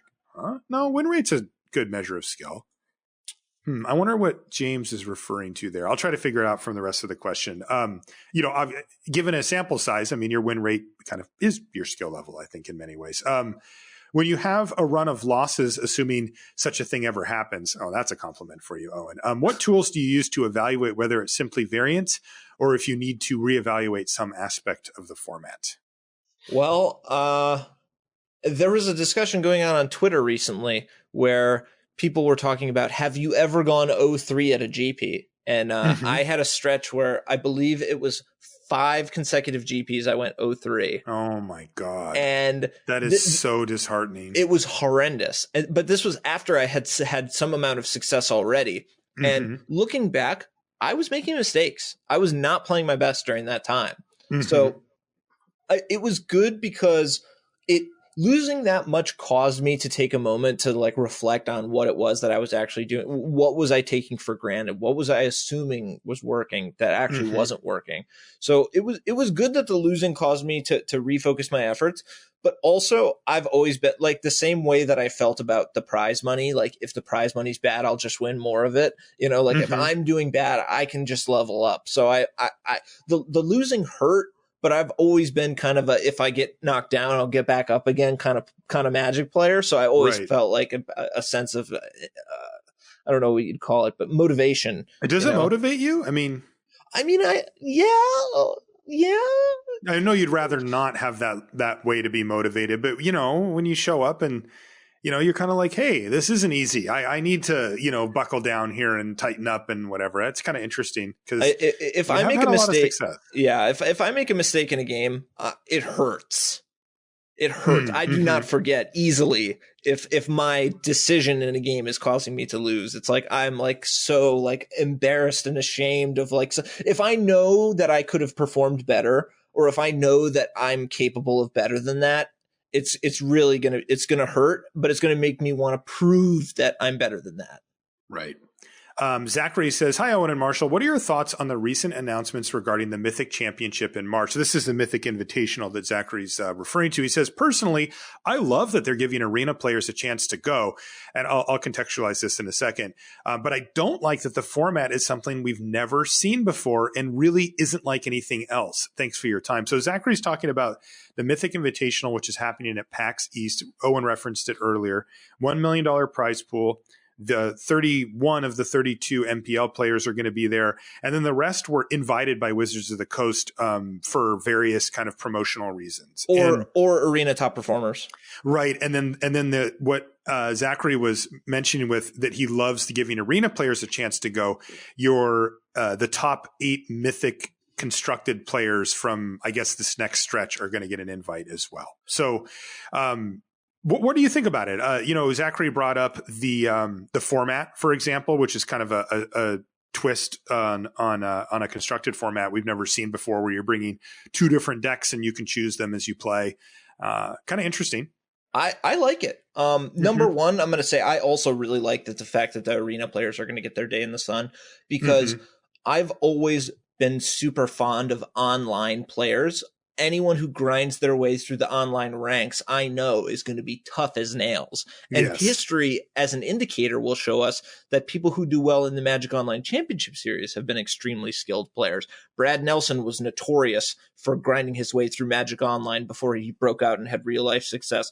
Reed Duke, Louis Scott-Vargas, host of this channel, and Owen Turtenwald met in a Magic Online clan called Dragon Quest, where the guy I remember he Dragon would like Quest. actively search out winning Magic Online players, and the two of us call it networking, call it luck. That's how we got to meet each other, was just by being hardcore Magic Online players. And the nice thing about the online play is it eliminates all cheating and politics and slow play and any kind of ugliness that you could, or blemish that you could try to bring up about someone in any way for real life play. It's gone. The only thing that matters is how good you are, how much you win, how hard you play, So I strongly suspect, and will even predict right now, that the top 8 ranked players who make the Mythic Invitational from Arena at the end of this month, they're going to be good, like really good. In my opinion, I expect that they will be very skilled players as they have been in the past. And the standard duo format, I'm excited to play. Is it weird having a curveball thrown at you as a professional, having played with similar rules for so long? Weird, yes. But still very good. I mean, it's frankly, a challenge, right? I wish that the rules for the tournament changed more often. I wish that I had to solve a puzzle every time I played a tournament, where I have to go like, oh, this is like a whole new way of trying to build your deck. Like, it's still Magic. I still use island, swamp, plains, forest, mountain. You know what I mean? Like, I still get 7 cards in my hand. They're going to be a little bit smoother, but I still only get 7. Yeah. No, I think it's cool too. And I like to see them push the boundaries a little bit with stuff like that. I think it's good. Alex says, hey, Owen, what are your thoughts about the trade-off between power and power when it comes to drafting? I think we might have a typo here. Do you find consistency?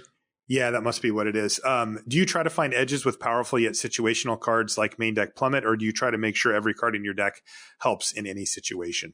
Ooh, excellent question, and super relevant for Ravnica Allegiance, because sometimes I have multiple Burning Tree Vandal in my deck.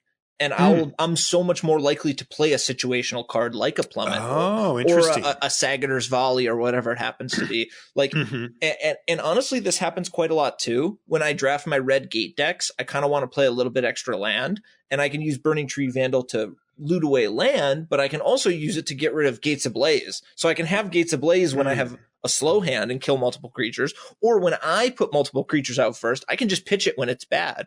So there's lots of different ways that you can take situational cards and push it.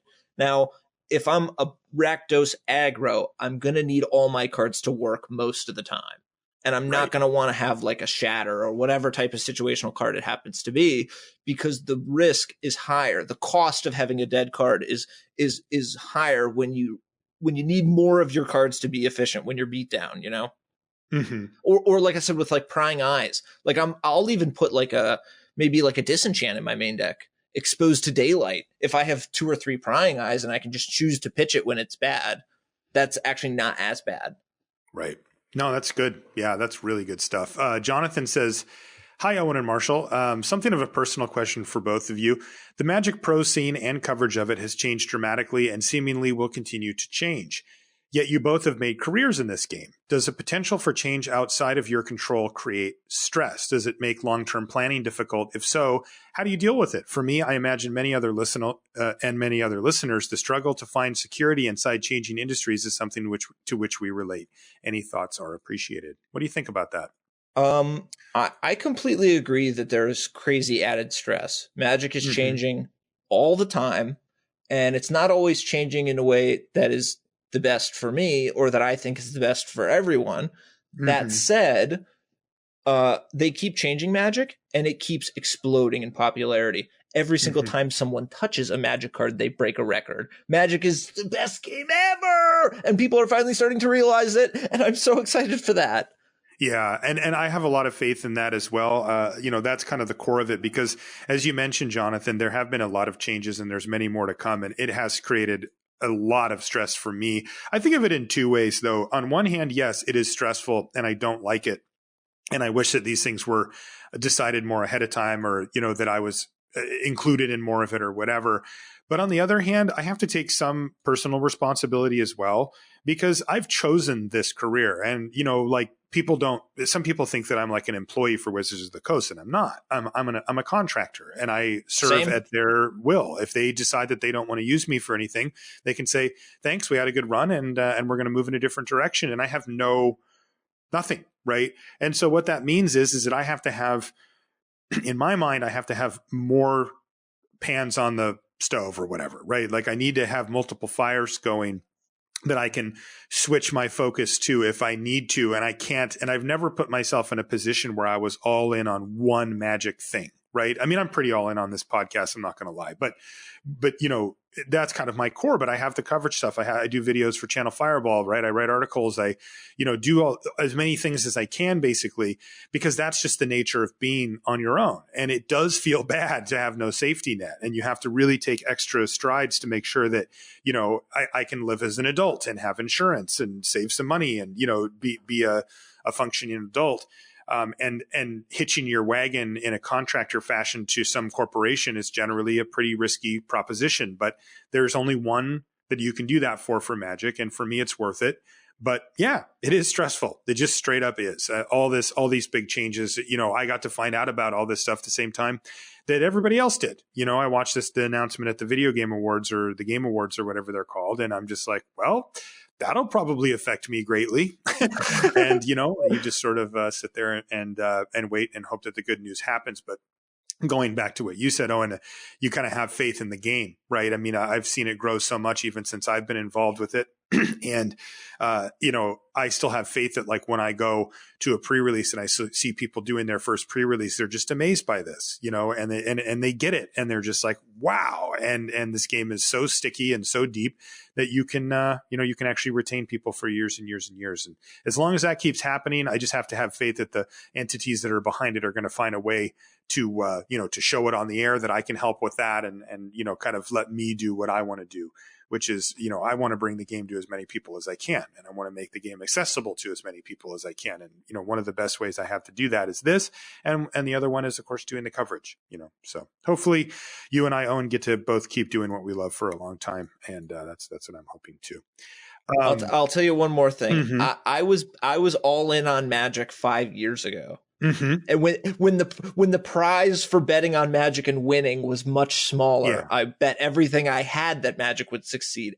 All my friends play, all my hours in the day are dedicated to it. Literally everything I do is based around Magic. Yeah. And I was all in. I bet everything I had on Magic before it was cool. Yeah, no, now Magic is cool. Yeah, it does. Why wouldn't I continue betting on Magic? Yeah, no, it does. I love this game. Yeah, and that part does feel good because I had a similar, most people know my story, but, I used to work in the corporate world and I quit to do this stuff. And that was an extremely scary leap of faith. But, part of it was based on the fact that I'm like, no, this is the best game ever made. Like, I am convinced, to my core, after having come back to it and, recognize some of the changes that they had made, that this is like, I was never worried about that and I'm still not. And so hopefully that stays. Jonathan also says he really enjoyed watching you win GP Houston with 4-color rally. Do you have any fun stories or memories you can share about that event or playing with that deck? Yes, that tournament was totally epic because it was the Hardened Scales GP. It was like everybody was playing Hardened Scales on Magic Online. That was the new hotness. And you hated that deck, right? Didn't you think that deck was awful? I built the Hardened Scales deck. I played it on Magic Online. I played 10 matches. I won all 10 matches. And then you concluded it was terrible. Yeah, I remember that. I'm like, this deck sucks. Like, I'm not going to play this deck. Oh, man. Like, the thing is, I knew that Rally was great. I had put in like crazy hours. And actually, it was the start of that year was the first year that they changed the Grand Prix prize structure, where first, instead of $3,500 was $10,000. And the finals of that first Grand Prix was Reed Duke versus Ben Rubin, Rally versus the 64 card The 64 deck. card special. I remember that. I covered Reed that. wins. Then the next GP is me in the finals against Cuneo. Yes. And it was double Pantheon finals both times, 10K winner, both times with Rally, me and then Reed. Man. Each card, no Just brothers. sucking money out of the system. I love it. And Hardened Scales was everywhere. There was 2 in the top 8, and every semi-pro worth a lick of salt played it that weekend and had the horrific matchup against Rally. So I farmed them all. That is so great. I lined them up. I go, next. Swords to Plowshares, Owen Turtenwald. Jen P says, what's your favorite Magic memory and what do you do outside of Magic for fun? I think we've established that you don't have an outside of Magic, but no.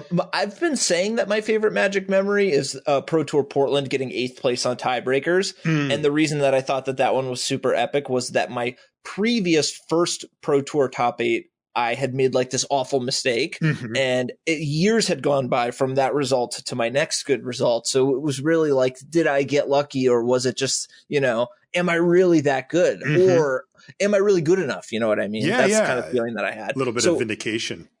So getting the second top 8 and that was really awesome. It felt good, like getting super lucky with the tiebreakers, but I've said it too many times. It's kind of losing its luster. I think the actual best moment was William Jensen winning the world championship. Yeah, that was a great moment. And everybody getting on stage and trying to hold the tears back and the 100K prize and the teamer deck that was just mathematically better than all other decks, but not quite everyone played it. I love that. Yeah. That was such a great moment. We had the Saucy deck list. We had the Commit Memory with the Essence Scatters in the main. And people saw the list and they saw the field and they went, wow.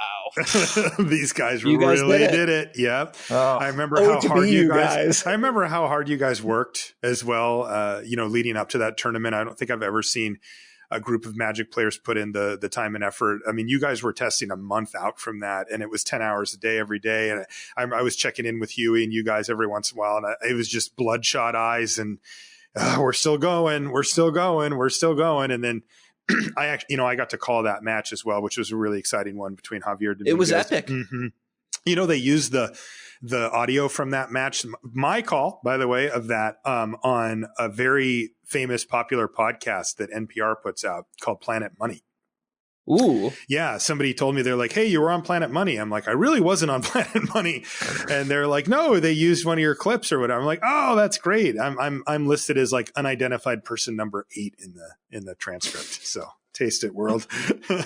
But yeah, and I got to do the interview with Huey after that too. And it was such a special moment. I do not blame you. I watched it recently. It was good. I should do that. That was really that is, I actually started to make a list of my top 5 or 10, coverage moments for me personally. And that was easily on my list as well. Well, I kind of like downplay it a little bit just because it was recent and it was like there was a lot of crazy stuff that was happening just overall, at least with me in my personal life and all that. And it's just like thinking back, I was, oh yeah, that did happen. Yes. And it was really, really good, wasn't it? It was really good. It really was. It was a great moment. Spencer says, hi, Owen and Marshall. Thank you for taking the time to provide great limited content. We have specific guidelines such as bread, which, by the way, we do not recommend, Spencer. Pick orders, which we also do not recommend when drafting. Sealed is understandably a different beast and often seems like the skill of the player weighs in more considering the variance of power that can make up a pool. Opening up an unplayable rare significantly puts one at a disadvantage. For instance, do either of you have an approach that uses guidelines specific to sealed that allows you to maximize the available quality of your pool? No, I don't. I don't find that, kind of blunt tools like bread or pick orders work for limited. They can get you from 0 to 30% or something like that quicker than anything else probably. But limited is about nuance. Limited is about understanding combinations of cards and bigger picture strategies and all these things. And you have to know all of it to get really good at it. So there isn't really going to be a shortcut. I mean, that's part of the reason why this podcast has had the legs that it's had, is because this is so hard. It is such a tough problem that even if at some point you've managed to understand all of the different factors that you need to understand, you will forget some. You will let some kind of rot on the vine and you're not as strong at them anymore and you need to go back and revisit them. And this is just how limited it is. So Spencer, I don't have any shortcuts for you or any heuristics, that say, well, this is how you get better at sealed or at draft. Owen, if you have anything to add, you can. But for me, I got nothing. You got to just learn it all. All I do is I try to play the most number of my best cards. Like I'll try to lay out each color and I'll try to like power rank the value of each card within that color. And now I'll compare each of the best cards to each other and go, well, green's best card is a lot better than red's best card, but red's second best card is kind of similar to green's next best card. And I'll try to like see how deep they are and how much of the power. And honestly, if you had like a supercomputer that could give you like an overall power ranking of every card, you could try to figure out which color had the most power points in it for a certain type of deck. And for me, I really just go where the power is. I play as much removal as I can get. I play as many bomb rares as I can get, and I try to keep it consistent within two colors. Yeah, that is a very solid baseline approach for sure. And hopefully that was helpful for you, Spencer. Thanks for the question. Aryan says, hey, Owen, I believe you once stated on stream that you like drafting on Arena more than drafting on Magic Online due to bots, not money drafting rares. Do you still feel that way when there are ways to exploit the bots, for example, the recent Gate deck? Good luck in the MPL. Thank you. And it's a great question. But the point I was trying to make was, if I do a draft on Magic Online and a human passing to me opens Overgrown Tomb, the human takes Overgrown Tomb a lot, because the human has an incentive to sell Overgrown Tomb for tickets, try to play in another draft. Now, a bot passing to me will take Overgrown Tomb a lot less often, just because of the bot tries to draft decks. And I also think that if in a booster draft at the Pro Tour or at a Grand Prix Day 2, a human being next to me who opens Overgrown Tomb is much less likely to take it. So in that sense, the bots can more closely replicate trying to draft a deck and not draft purely for EV. So that is one nice unintended consequence of the bot drafting. Now, that doesn't quite outweigh weak bots, which maybe will pass certain cards a little bit too late, right. Yep. I do agree that the bots could be way stronger with specific regards to the gate cards. The gate cards, they're sick. Yeah. And honestly, I don't know if it's the bot's fault for passing them or if it's the card's fault for being just too good. Yeah, it could be either. I don't know exactly how much worse they get when perfectly drafted, and I don't know if they'll ever be perfectly drafted. Yeah, probably not by humans. Antonio Valdez says, hi, Owen and Marshall and LSV. I would like to ask whether you can confirm any improvements in Arena that you might have heard during the boot camp you attended at Wizards. I'm not sure what Antonio is referring to there.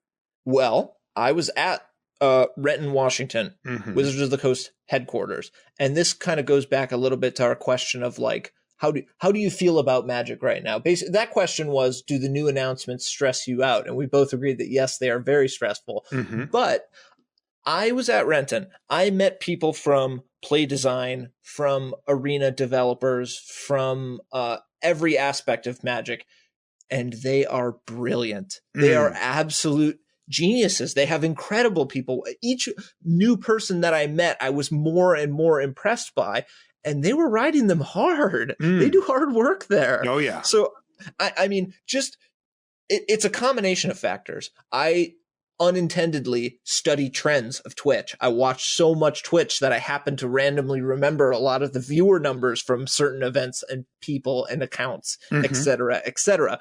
The viewership is going through the roof. YouTube of Magic is going crazy. Attendance at tournaments are going nuts. And honestly, all of this stuff combined with what I've seen of Arena and who I've met working at Wizards of the Coast right now, who have just been so impressive and hardworking and dedicated, and they love Magic too, and they're just doing such a good job that it's like, I played Magic when there was like Tellurian Academy and like crazy, even Goblin Chain Whirler. Yeah. Magic survived Chain Whirler and Tellurian Academy, and now there's super badass people working there, and there's Arena, which is the best thing that's ever happened. And the future's bright. Antonio also says, I think I saw on Twitter that you were drafting with a lot of pros from all over the world. I mean, basically the whole MPL was in town, so that certainly happened. And then Antonio wants to know, finally, could you please share some insight about what kind of person Reed Duke is in real life? I love Reed Duke. Yeah. I have known him a long time, and I don't know. It's hard to say. He's a trusted friend who is extremely loyal and has taught me so much about the game. And I just have the utmost respect for what he does in Magic tournaments and who he is as a person, because he not only, keeping an even keel and very composed and calm in a tournament setting, which is one of his strongest traits, which I feel I have tried to replicate as best I can since seeing it and being so impressed by it. And he carries that with him through to real life. He's very patient, understanding, and calm in situations where not everyone would be. So, yeah, I mean, Reed is just great. And I fully intend to vote for him for the Hall of Fame and advocate for him this year. Yeah, and it's, Reed's a friend of mine as well. And I've, we've roomed together a bunch of times for coverage and random stuff. So I've got a chance to be around Reed quite a bit. And yeah, he really is what you think. He's not acting, that's just how he is. He's great. Well, he has this awesome analytical background that makes you a badass, sick Magic player. And he brings that with him to all types of situations. Yeah. He does get asked a lot to be like the tiebreaker on arguments about even non-Magic stuff. Of course. Yeah, because he's just so logical about stuff like that. And he's going to be fair. There's a famous quote from a movie. I guess it's from the Bible. It says, as iron sharpens iron, one man sharpens another. And I really feel like I wouldn't be the player who I am today if it wasn't for having met Reed Duke, practiced with him, and had him help me sharpen my skills. That is awesome. So if anyone listening thinks that I'm a strong player or I'm a good player, you can rest easy knowing that it is an absolute fact that I would not have become half the player that I am if it wasn't for help from Reed. That's great. Thank you, Antonio, for the comment at the end here as well, and for the question. Parker Sweet, I was going to read your question, but I realized we already kind of answered it. Parker asked about if you've ever had a downswing in variance that kind of tested you, and we talked about that with your GP string. So hopefully that answered your question, Parker. Kelvin says, for Ravnica Allegiance, when should you take Guild Gates in draft, assuming you don't have the nut payoffs like Gatebreaker Ram? I've currently just have them below the best monocolored commons like Chillbringer and Grotesque Demise in Pack 1, but it's hard to be confident in this placement. I have them lower than that for what it's worth. I don't have them just below the best commons. I have them I would call them in the middle of the commons for their colors. I value the Gates quite highly, but not on the level of, Kelvin thinks that Grotesque Demise is the best black common, and it's certainly on the short list, but I have it, below that and Blade Juggler and probably whatever I think the next one is too. Where are you at on them? It's hard because the gate deck is the best when you get it, Mm-hmm. and gates are not that. Like if I'm Rakdos, I could play no gates and be fine. I could have an 8/8 Rakdos mana base that's fine. Now if I get Firewheeler or even Sunder Shaman, which is extremely powerful as well, like Right. I want gates to help me play the 4-color cards. Mm-hmm. That's a difficult question. Honestly, it's something that I'm going to have to constantly be reevaluating going into the tournament. So, good question. I don't have a good answer. Okay, well, we'll hit with that one up later. We got just a couple of more questions here. This one comes from Andrew, who says, "Hi, Marshall, Luis, and Owen. On the surface, this will look like it's just for Marshall and Luis, but added bonus if Owen's perspective is added as well. The set reviews are always a huge help to me since I don't get a ton of limited play with each set, especially this time of year. The one thing I run to every time is I seem to completely miss on a card evaluation, usually one that I think is pretty good, and you guys just blast it. This time it was Wilderness Reclamation. Before you call me a dummy, let me explain. I do believe that in Gruul it's not good, but in Simic it seems perfect since Simic is so mana hungry.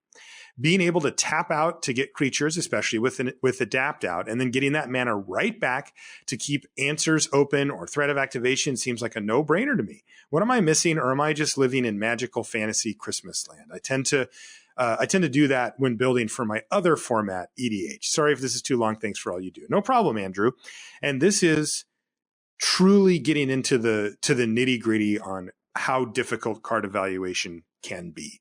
Right? One of the axes that we try to cover during the set review is not just if a card is good or bad at its surface. That is the first level. How good is this card if you cast it? The question is, if it isn't always good when you cast it, then when would it be good? And so, Andrew, you are walking down the right path on trying to say, okay, I understand that Wilderness Reclamation isn't a card that is just good. So you've now said, I believe that it's good in this Simic deck. And we blasted it hard.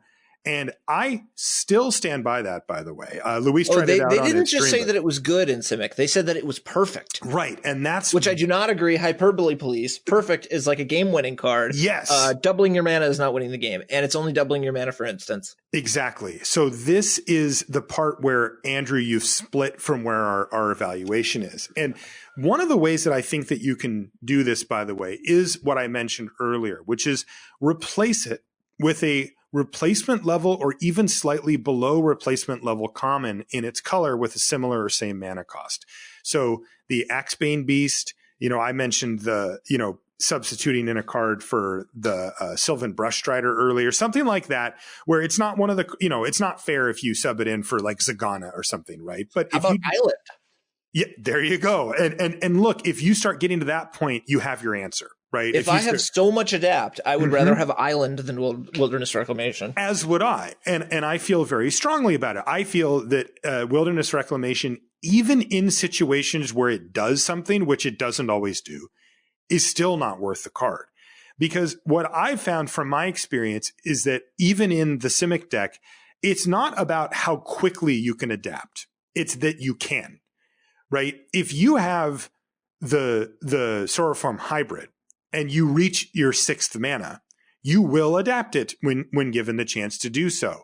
And the problem from your opponent's perspective is not that you adapted so quickly that they couldn't win the game. It's that you could adapt at some point during the course of the game, and your 2-mana spell is now a 6/6 with haste.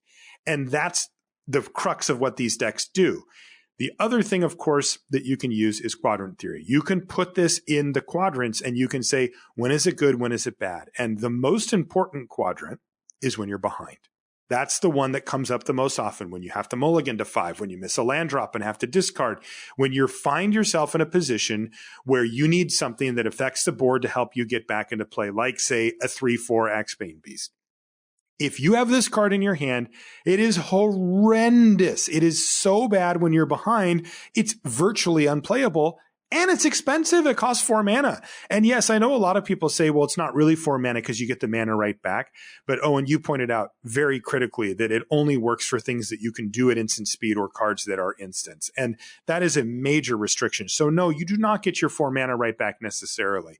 And these are all indicators to me that start to say, okay, the upside has to be astronomical for me to want to play this card, and it's not. It's just not. So at the end of the day, we're playing booster draft. The cards that you get are randomly inserted into packs. Now, if you and I take it to the streets with random cards, would you rather have something that's more consistent, like a random creature that can at least trade for a card a lot of the time? Or do you want to take your chances on something that may not work? Right. And honestly, I really think that that's something you should keep in mind. Boil it down to the simplest explanation. We are playing with random cards, you know? Yes. Like, That's I didn't get to pick my deck. Yes. I simply have the random cards that I chose from. And could I have a combo deck that has a really effective, you know, sub-theme with Wilderness Reclamation? I'm not saying it's impossible. I'm just saying it's highly unlikely. And I've yet to see a situation where that was appropriate. Yeah, I have too. And I've seen a few people send me a few things where I was like, that's fine. But you know what you were doing?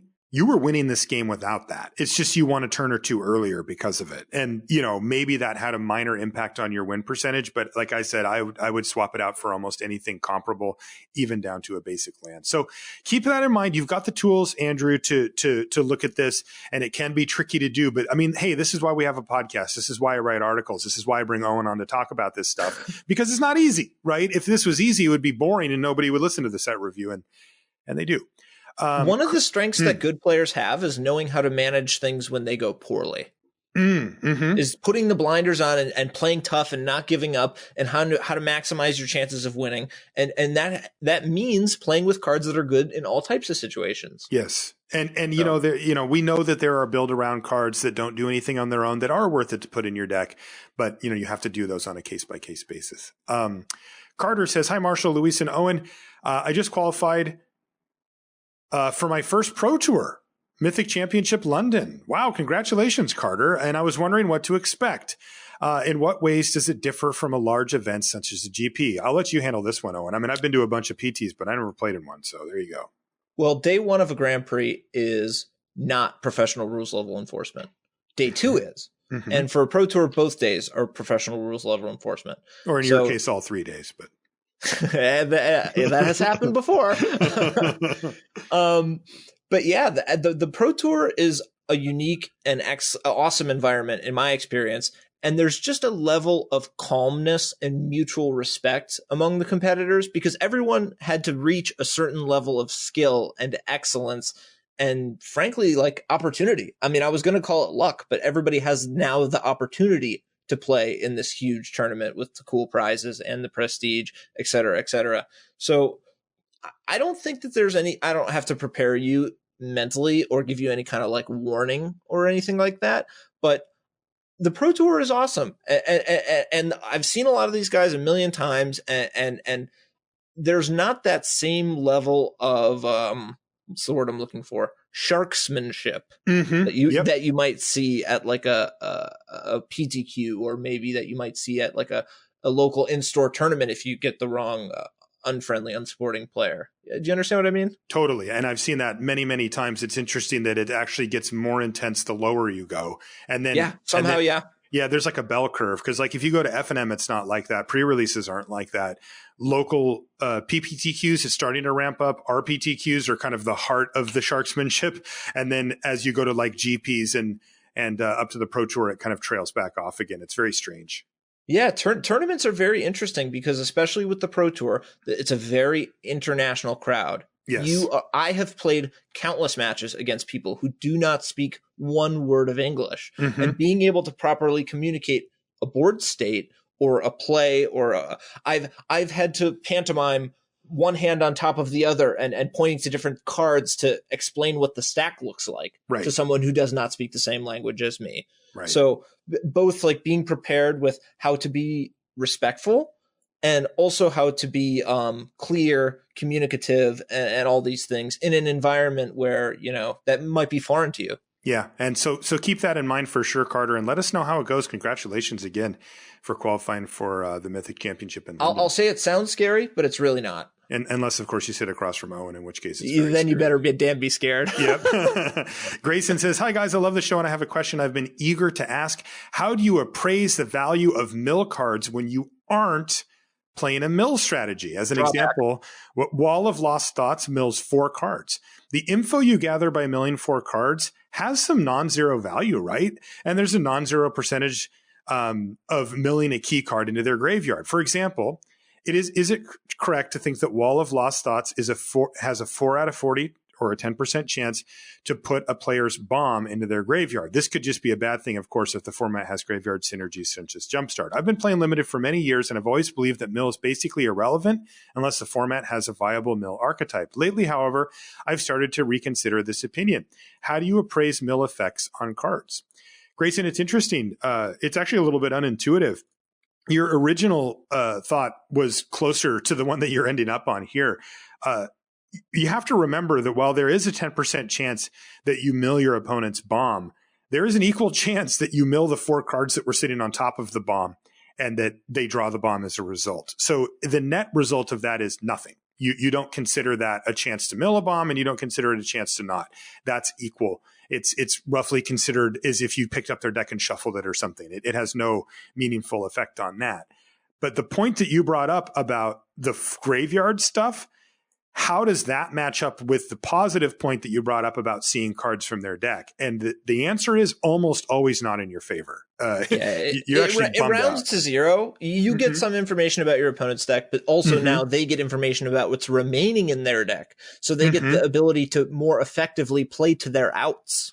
So you're basically, you both get information, but your opponent's in a better position to use the information. On top of that, you could mill their graveyard stuff. Yes, you could mill Gate Colossus, and you could literally put Gate Colossus onto the top of their library faster. And you could make the 8/8 that murders you every time you play against it more effective.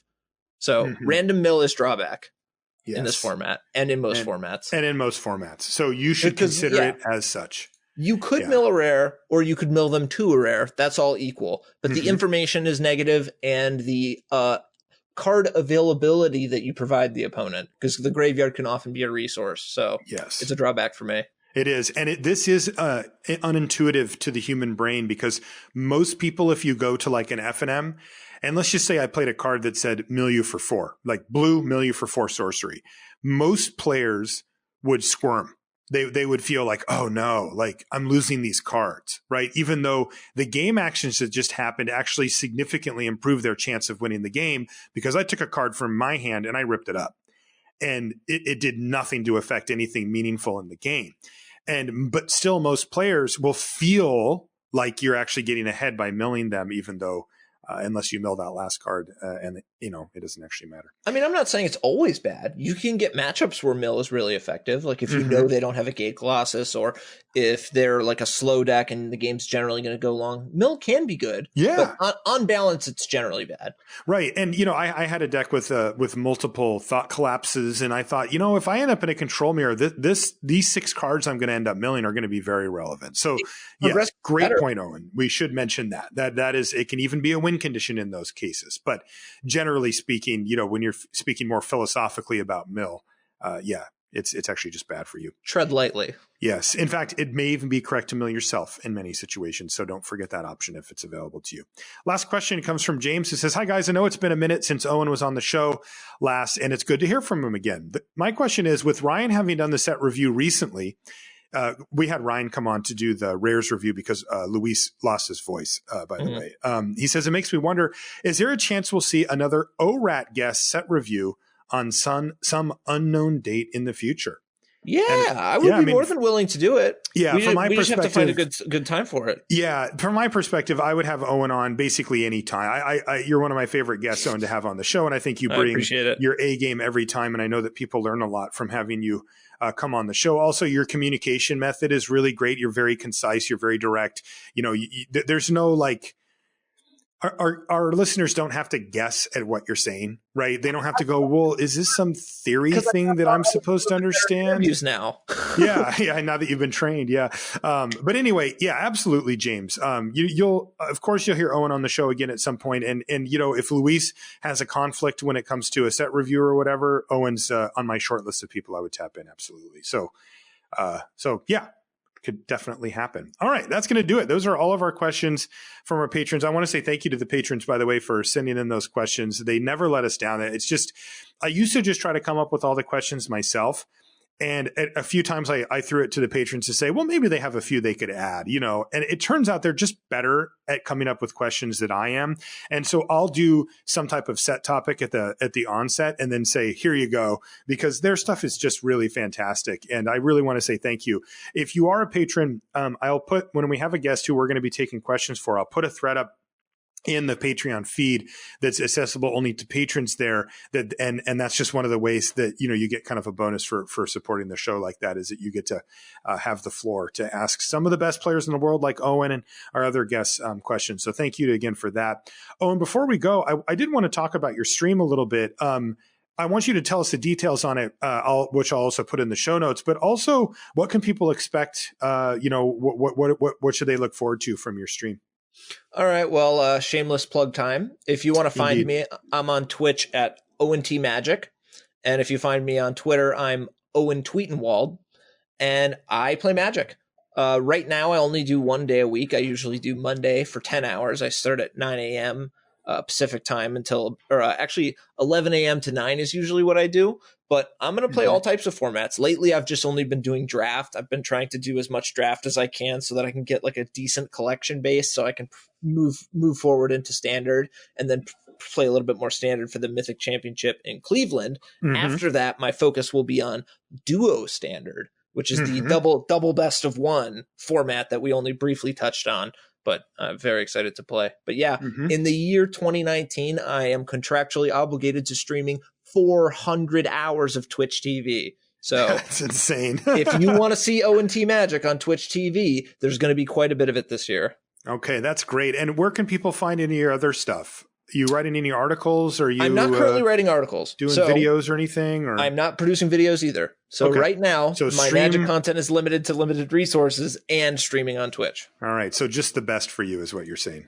Correct. Okay, great. Well, I as I mentioned before, I have watched Owen stream for a long time now, from when he used to do it before and now, and I recommend it very highly. You will learn. I appreciate it. I hope it goes well. The first time you hear Owen yell, "Swamp! Give me a swamp!" or something like that, you'll be like, "Okay, I'm not leaving this stream for a while." And as you mentioned before, if they do go to your Twitch page, they can actually find the videos on demand, the VODs, which are your past streams, right? Yes. And those have been very well received. So I'm very happy about that. So there you go. Anybody can do that. Owen, thanks again so much for coming on the show. I really do appreciate it. Thank you. If you want to support the show directly, patreon.com/limited resources I mentioned before, but you can also go to Channel Fireball. I mean, that's kind of the deal here, is we mentioned them so that you'll go there and use the site, channelfireball.com. You can sell your cards. Did you know that? You can sell your cards back Channel Fireball. You got a pile of random rares that you've got from drafting. You can send them into CFB. And if you do, if you want, they'll even give you a 30% trade-in bonus on everything you send in for store credit. And that is a great deal. Really awesome if you're going to buy Magic cards with it anyway, just take the 30%. Trust me, it's better off that way. And if you need the money, you can also just get money if you want as well. But either way, the CFB buy list, you should definitely check that out to make sure that you're trading in those cards and getting that sweet value. You can find me on social media, Marshall_LR. And as Owen mentioned, he's Owen Turtenwald on Twitter. And you can find everything related to the podcast at lrcast.com. I will have links to Owen's stream and Twitter in the show notes here too. If you just want a shortcut, you can just go into the show notes section and you'll see that stuff there. With that said, we'll see you next week. Thanks again. Okay, Orad, I've got 2 stories to tell in lieu of a proper Luis sign-off here, okay? I'm listening. They are both Luis related. The first one comes from the first time that I met him. And I didn't know him. I didn't know what a troll he was. And I met him at the Community Cup in 2011. And we were both there as guests to partake in the Community Cup, which we, by the way, won handily. No big deal. Yeah, it was great.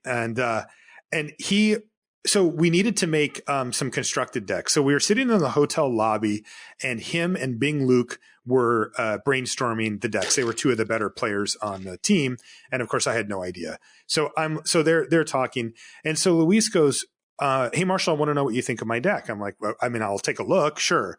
And so he shows it to me, and he had typed it up on his phone, and he just has this list, and I starts going through, and I'm like, oh, there's some good stuff. Jace is in here. He's got a Consecrated Sphinx. I remember it was like some blue or blue-black deck or whatever. I'm like, okay. I'm like, yeah, this looks pretty good or whatever.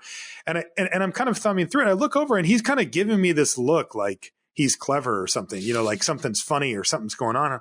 What the hell? And I look, and I'm like, wait, these aren't 4X. And he's like, he just starts laughing. I'm like, you're going to play a singleton deck in this like thing that we actually are trying to win, because like you get down there and it seems like it's going to be all fun and games, and you're playing against R&D folks that are Hall of Famers and that don't really have a competitive outlet, and they want to beat you. They really do. And I'm like, Luis, come on. I'm like, I don't even know this guy hardly. And he did. And of course he won with it because he's Luis. Another story from that same event was one of the most incredible. It really taught me how good he is at processing large amounts of information almost immediately.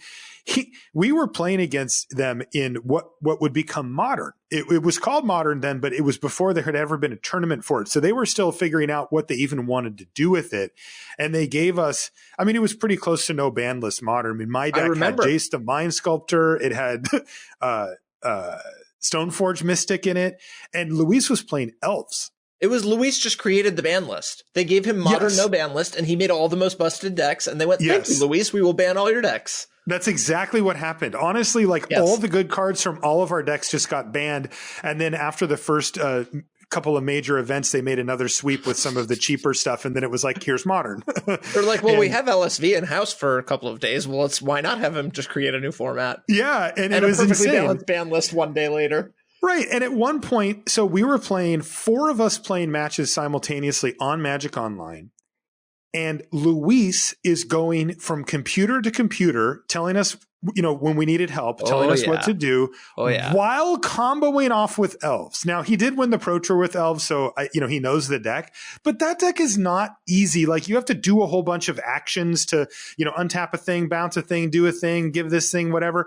It just takes a lot of kind of like mapping out. It's not like necessarily, the problems themselves aren't necessarily difficult, but you just have to do a lot of things. And he's just comboing off with elves, looks over at my board, say, no, Vendilion, click on main phase here, looks over at, one of our teammates. No, you want to attack with everything here. And then just combos off. It was incredible. And then the last story I have is also Luis related. And you might remember this, Owen, but when I was doing Pro Tour stuff in the booth way back in the day, I was there with Zach Hill. He was my first booth partner.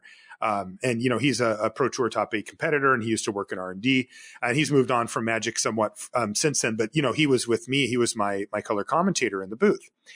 And I was in the booth with Luis as a guest and Zach Hill. And at this time, they had ad reads that they made me read, including one for this comic book. And they had to read this thing for like a year or something. And the comic book starred Dak Faden. The greatest thief in the multiverse. The greatest thief in the multiverse. And it started off with me saying, Dak Faden is the great. I'm reading copy. I just have an ad that I have to read when they tell me to read it. So they do. And it's Dak Faden is the greatest thief in the multiverse. Join him is on it, whatever. And it's this paragraph that's just trying to get you to get interested in this comic book. So Luis starts teasing me. He just, him, he latches on to things and just like hammers you for it. He starts teasing me, hey, who do you think's the greatest thief in the multiverse now? And, and he's doing this like in between every break. He's doing it at dinner. Never ending. Right. And so as it's starting to come up, the commercials, there's a rolling set of ads. So this was one of the many. We had one for Ultra Pro and a whole bunch of other stuff. And as that one's coming up, I know it, but they don't. Zach and him don't. But they're teasing me whenever we're on these commercial breaks about like the greatest thief. And I'm just like, come on, guys. And I would read it. So we're on our breaks and they're teasing me. So I look down at my sheet and I know that the Dak Faden one's coming up, but they don't know that. And I'm just like, I have to go through this stupid thing again. And it's been this thing that Luis has been on for the whole weekend. It's Sunday or whatever. And he's getting better at it, I'm sure. And he's getting better. He's honing in on the things that really bother me. So I pick up the sheet of paper and I'm already like, I have that smile, just that like, I'm laughing a little bit in my head just because it's like, it's so stupid that he's been giving me all this crap for this stupid ad read. And I'm just like, this is just stupid that I have to keep reading this like kind of silly copy. And right as they're about to send it to me to read, I just glance over at the guys and they're both literally just staring at me, like both just staring at me with these grins on their face because they know I'm about to read it. Like they figured it out that this was the one I was going to have to read the stupid Dak Faden copy on. And I had to read this thing without laughing, right? I'm trying to be a professional here. With both of them, they just start laughing, you know, like quietly to themselves. I can see them out of the side of my eye as I read this whole thing. And you know what, Owen? I got through that whole thing. I did not laugh. I did not crack up. I kept it together and I read the whole thing of copy. And then I said some, you know, unkind things to them after we were off the air again. But yeah, with friends like these. Yeah, why wouldn't he just continually tease you as you're the one doing the hard work and kicking ass while you do it? Yeah, why wouldn't he? That's classic Luis. Anyway, those are my stories for the sign off. We'll see everybody next week.